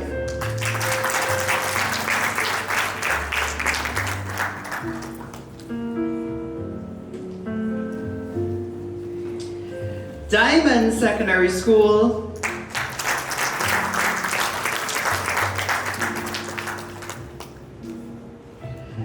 Escobar Islands Secondary School.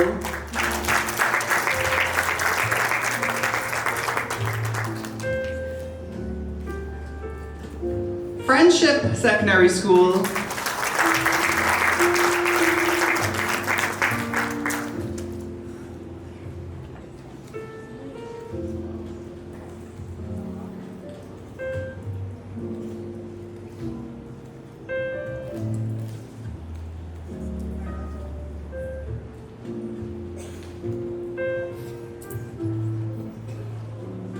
Escobar Island Secondary.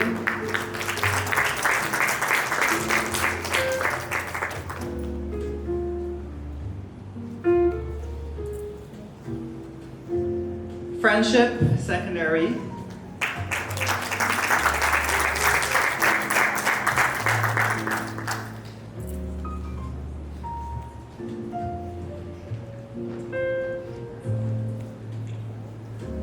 Hope Secondary School.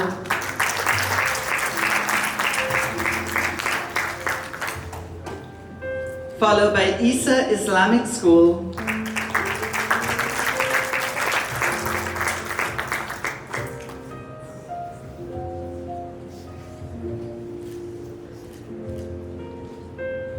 J.C. Chanderson Secondary School.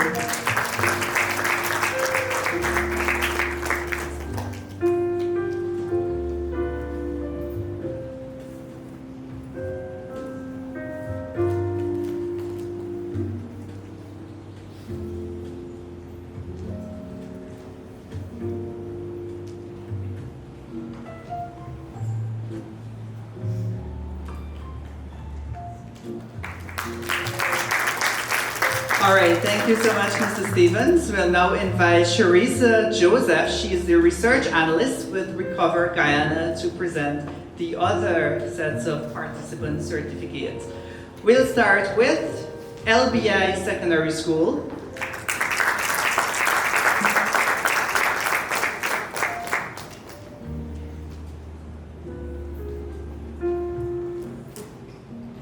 Dolphin Secondary School.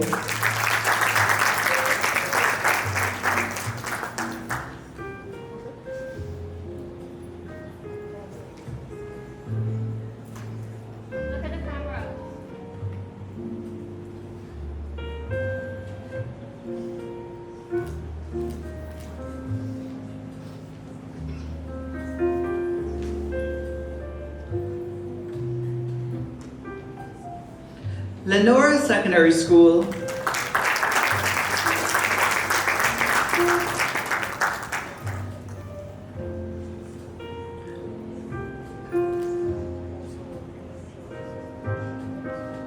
Marian Academy.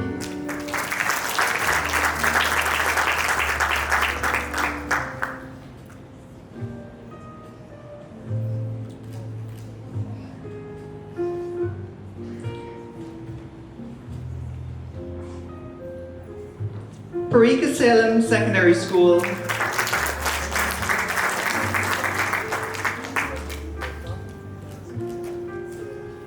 Plaisance Secondary School.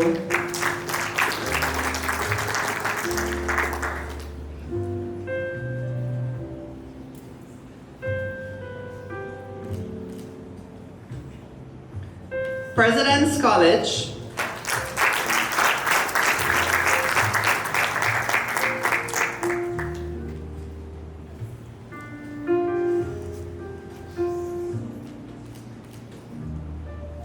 Quayam Academy.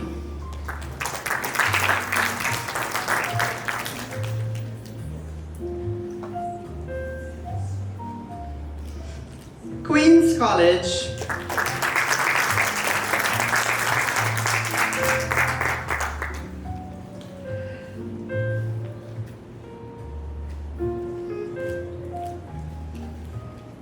Skeldon Line Path Secondary School.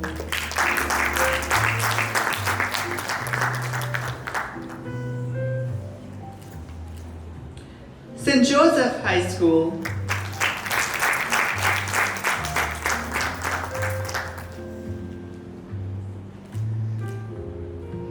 The New Guyana School.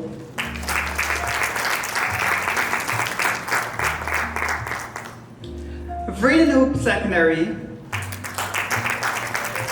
West Demerara Secondary School,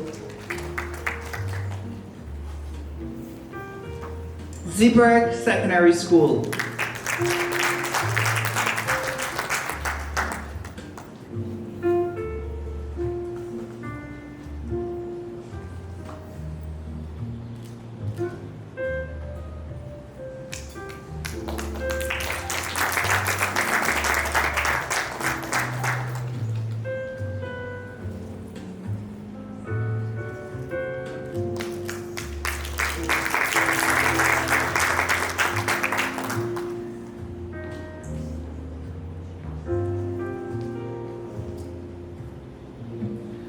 Alright, so at this time I also want to acknowledge the contributions of the Ministry of Education. I remember we walked into the CEO office and right there he was like, hey, this is an excellent idea, let's do it. And from then on to now, the Ministry of Education in coordinating and disseminating information to the schools and getting the participants ready has been excellent. We do have an award for the Ministry of Education. Can we have somebody please lift that award up for the Ministry of Education?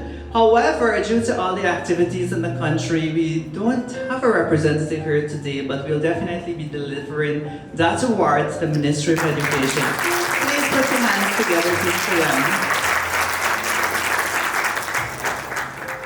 Special thanks as well to Ms. Tiffany Harvey. She is the Chief Education Officer acting for secondary, and of course our entire team, Ms. Birch and so forth. I know she's going to say it's in the Guyana Learning Channel. So.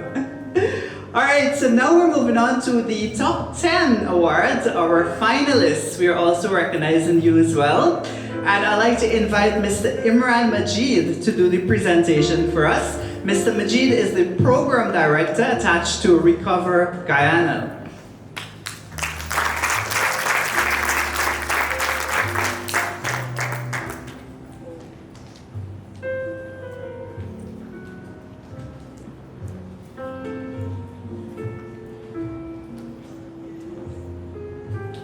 Alright, starting off, I'd like to invite Zeeburg Secondary School.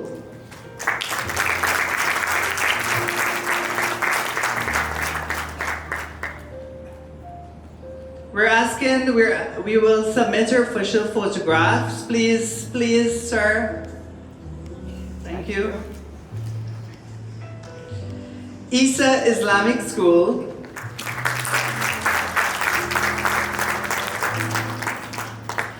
Escobar Islands Secondary School.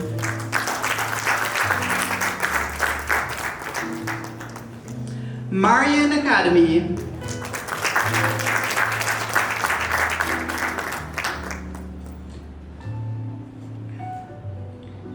Skeldon Line Path Secondary School.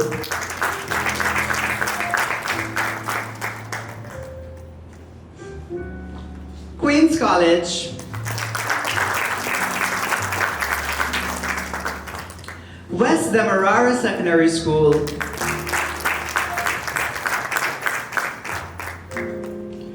Quayam Academy.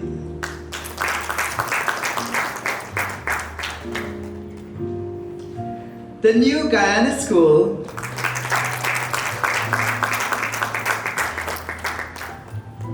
And finally, President's College.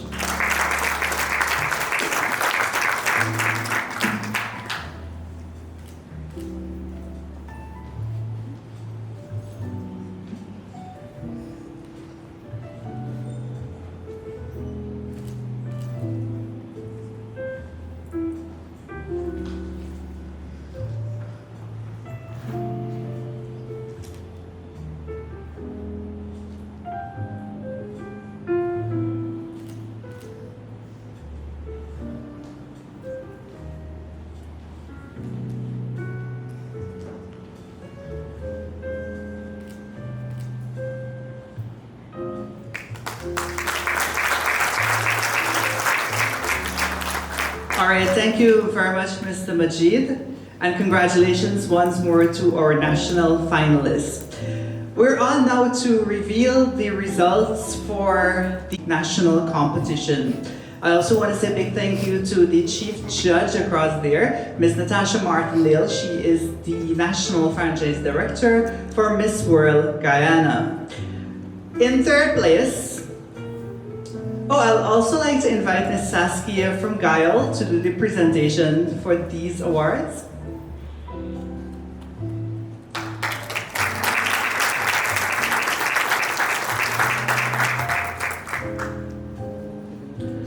All right, coming in third place for the best essay goes to Amrita Sankar from Zeeburg Secondary School.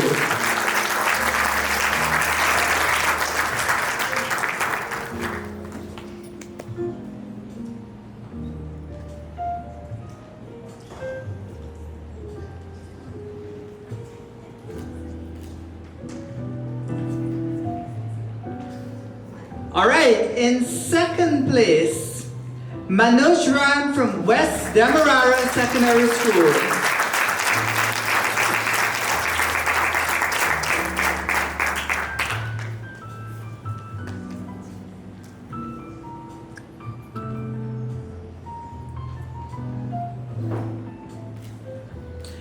And the winner of the essay competition for South, if it's one part, it goes to Vasanna Persaud from Queen's College.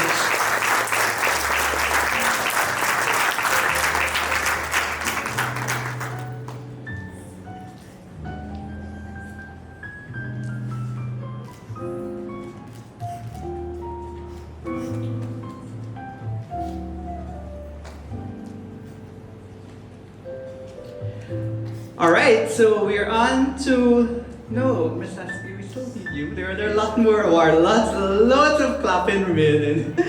All right, so we're now moving on to the Best Speaker Award, and the Best Speaker Award is judged from the speech competition only, the prepared speech competition only, and the criteria that cover was the highest under the criteria for confidence, flow, conclusion, and knowledge.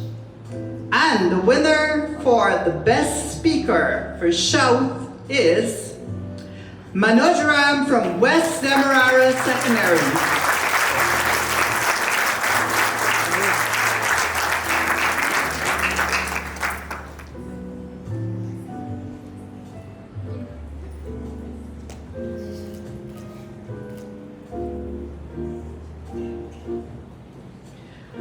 All right, we're moving on to the Environmental Impact Award. And the Environmental Impact Award came from the Impromptu Speech Competition. And this is the highest under the criteria for knowledge. That went to Vasanna Persaud from Queen's College.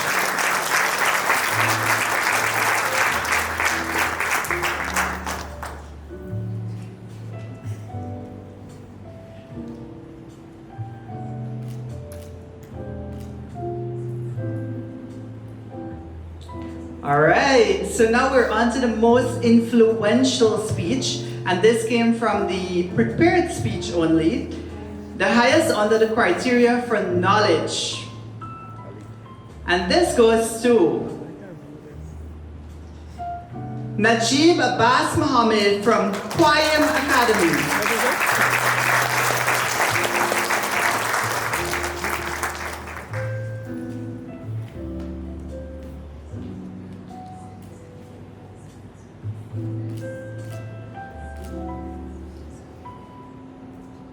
Thank you very much, Saskia. All right, so now we're down to the top three. I'd like to invite the Vice President of Recover Guyana, Dr. Latoya Gooden, and our Environmental Advocate Director, Mr. Wendell Joseph, to do the presentation for these awards.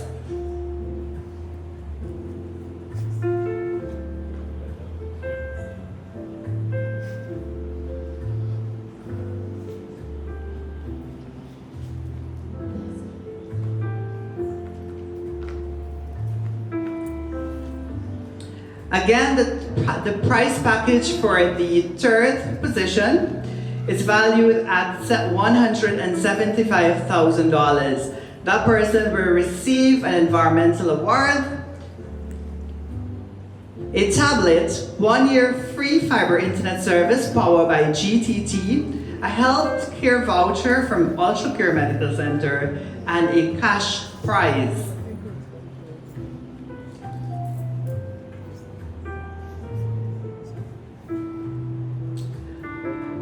In third place, for Shout, the Quest for Guyana's Youth Environmental Speaker 2023 goes to Saahil Hemraj from Skeldon Line Path Secondary School.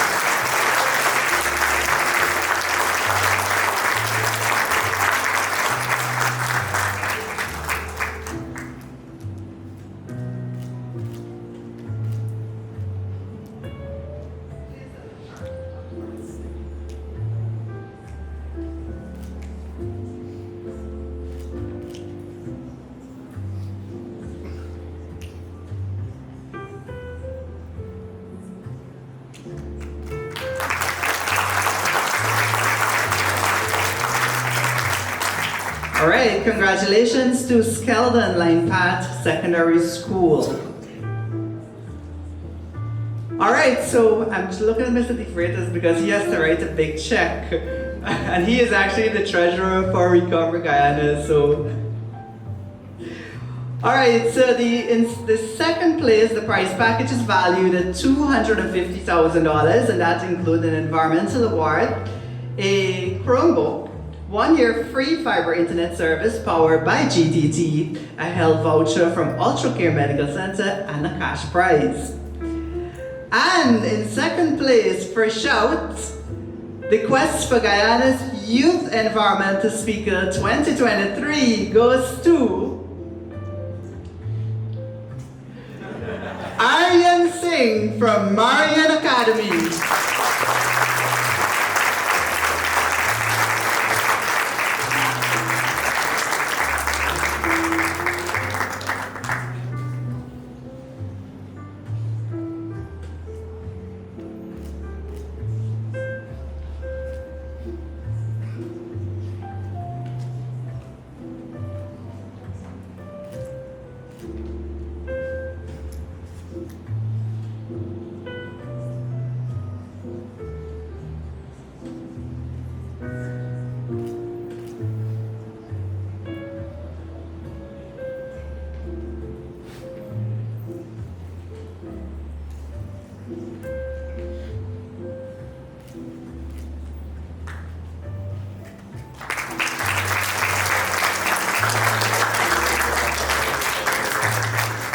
Alright, so before we go to the first place, I want to say a big thank you to all our sponsors, and our sponsors are Ramada Georgetown Princess Hotel, the official venue, Professional Print and Designer, official brand and partner, Camex Restaurants Inc., UltraCare Medical Centre Inc., Caribbean Motor Spares, Guyal, Premier Auto Dealership, GTT, Guyana Premier Consultancy, Morning Glory Inc., High Commission of India to Guyana, Shermal Cleaner Services, and Supplies Inc., supported by Anthony Indar Photography and Videography, Adries Decor and Event Planning, Glossy Media and Production Network Inc., Trophy Stall, in collaboration with the Ministry of Education and Recover Guyana.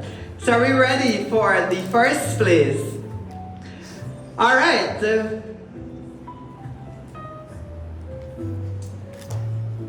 prize package for the first place is valued at $300,000. That person will receive an environmental award, a laptop, 1-year free fiber internet service from GTT, a healthcare voucher from UltraCare Medical Centre, and a cash prize.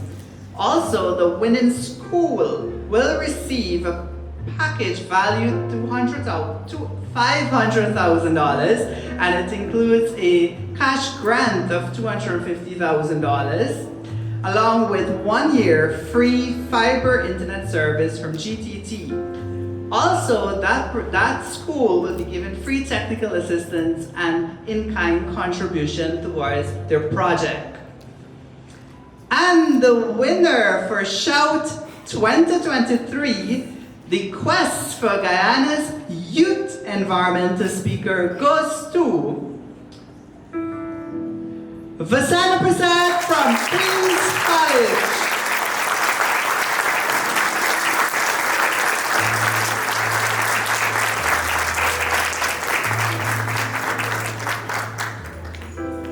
In the meantime, we'd like to invite the second and third place to come on stage as well.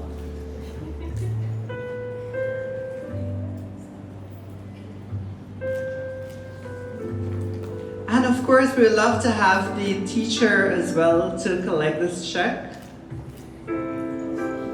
Please put your hand for Miss Diane.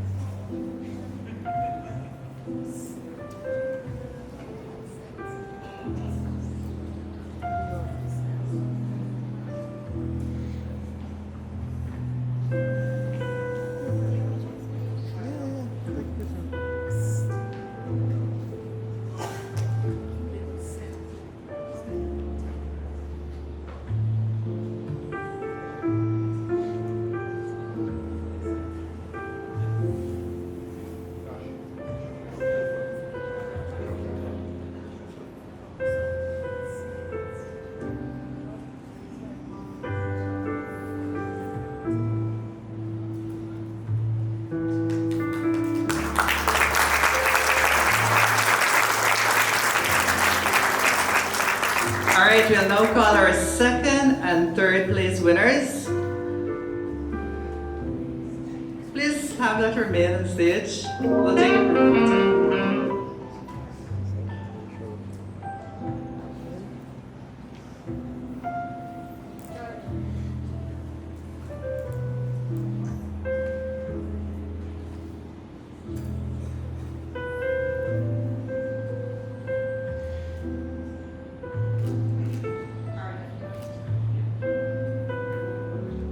Back in there.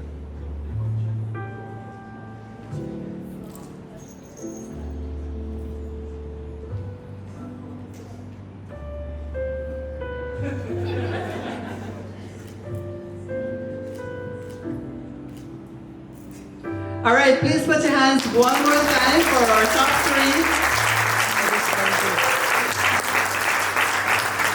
Vasanna, please come second.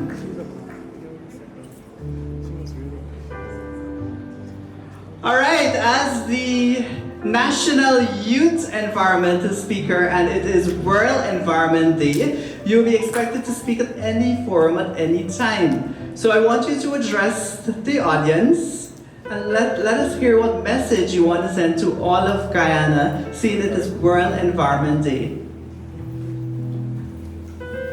Good morning, everyone, again. Firstly, I'd like to thank Recover Guyana so much for this opportunity, and well done to all the finalists as well, too. Your speeches were really impressive, and I'm really grateful for this opportunity. Firstly, I have to thank my teacher, Miss Henry. Without her, I wouldn't be here, too. But today is World Environmental Day, and the theme for 2023 is to beat plastic pollution. Plastic pollution is something that plagues many countries in the Caribbean, especially Guyana. So my message to you on World Environmental Day is to remember to keep our planet in mind. It's not just about Guyana, it's about our whole planet. And not just about our planet, but our future as well. So on today, I encourage you to think greener and act greener. And remember that our planet, this is our only one, and we do it for our future. Thank you. All right, thank you very much, Vasanna, and congratulations once again. Congratulations to Team QC and all our participants, and big thank you to all the teachers as well who have really worked to facilitate this. John Ruskin said, "Nature is painting for us, day after day, pictures of infinite beauty." Nature is painting for us, day after day, pictures of infinite beauty. Ladies and gentlemen, boys and girls, thank you so much for joining Shout 2023. On behalf of myself and my co-host Veronica Ramsuru, we wish you a very green day ahead.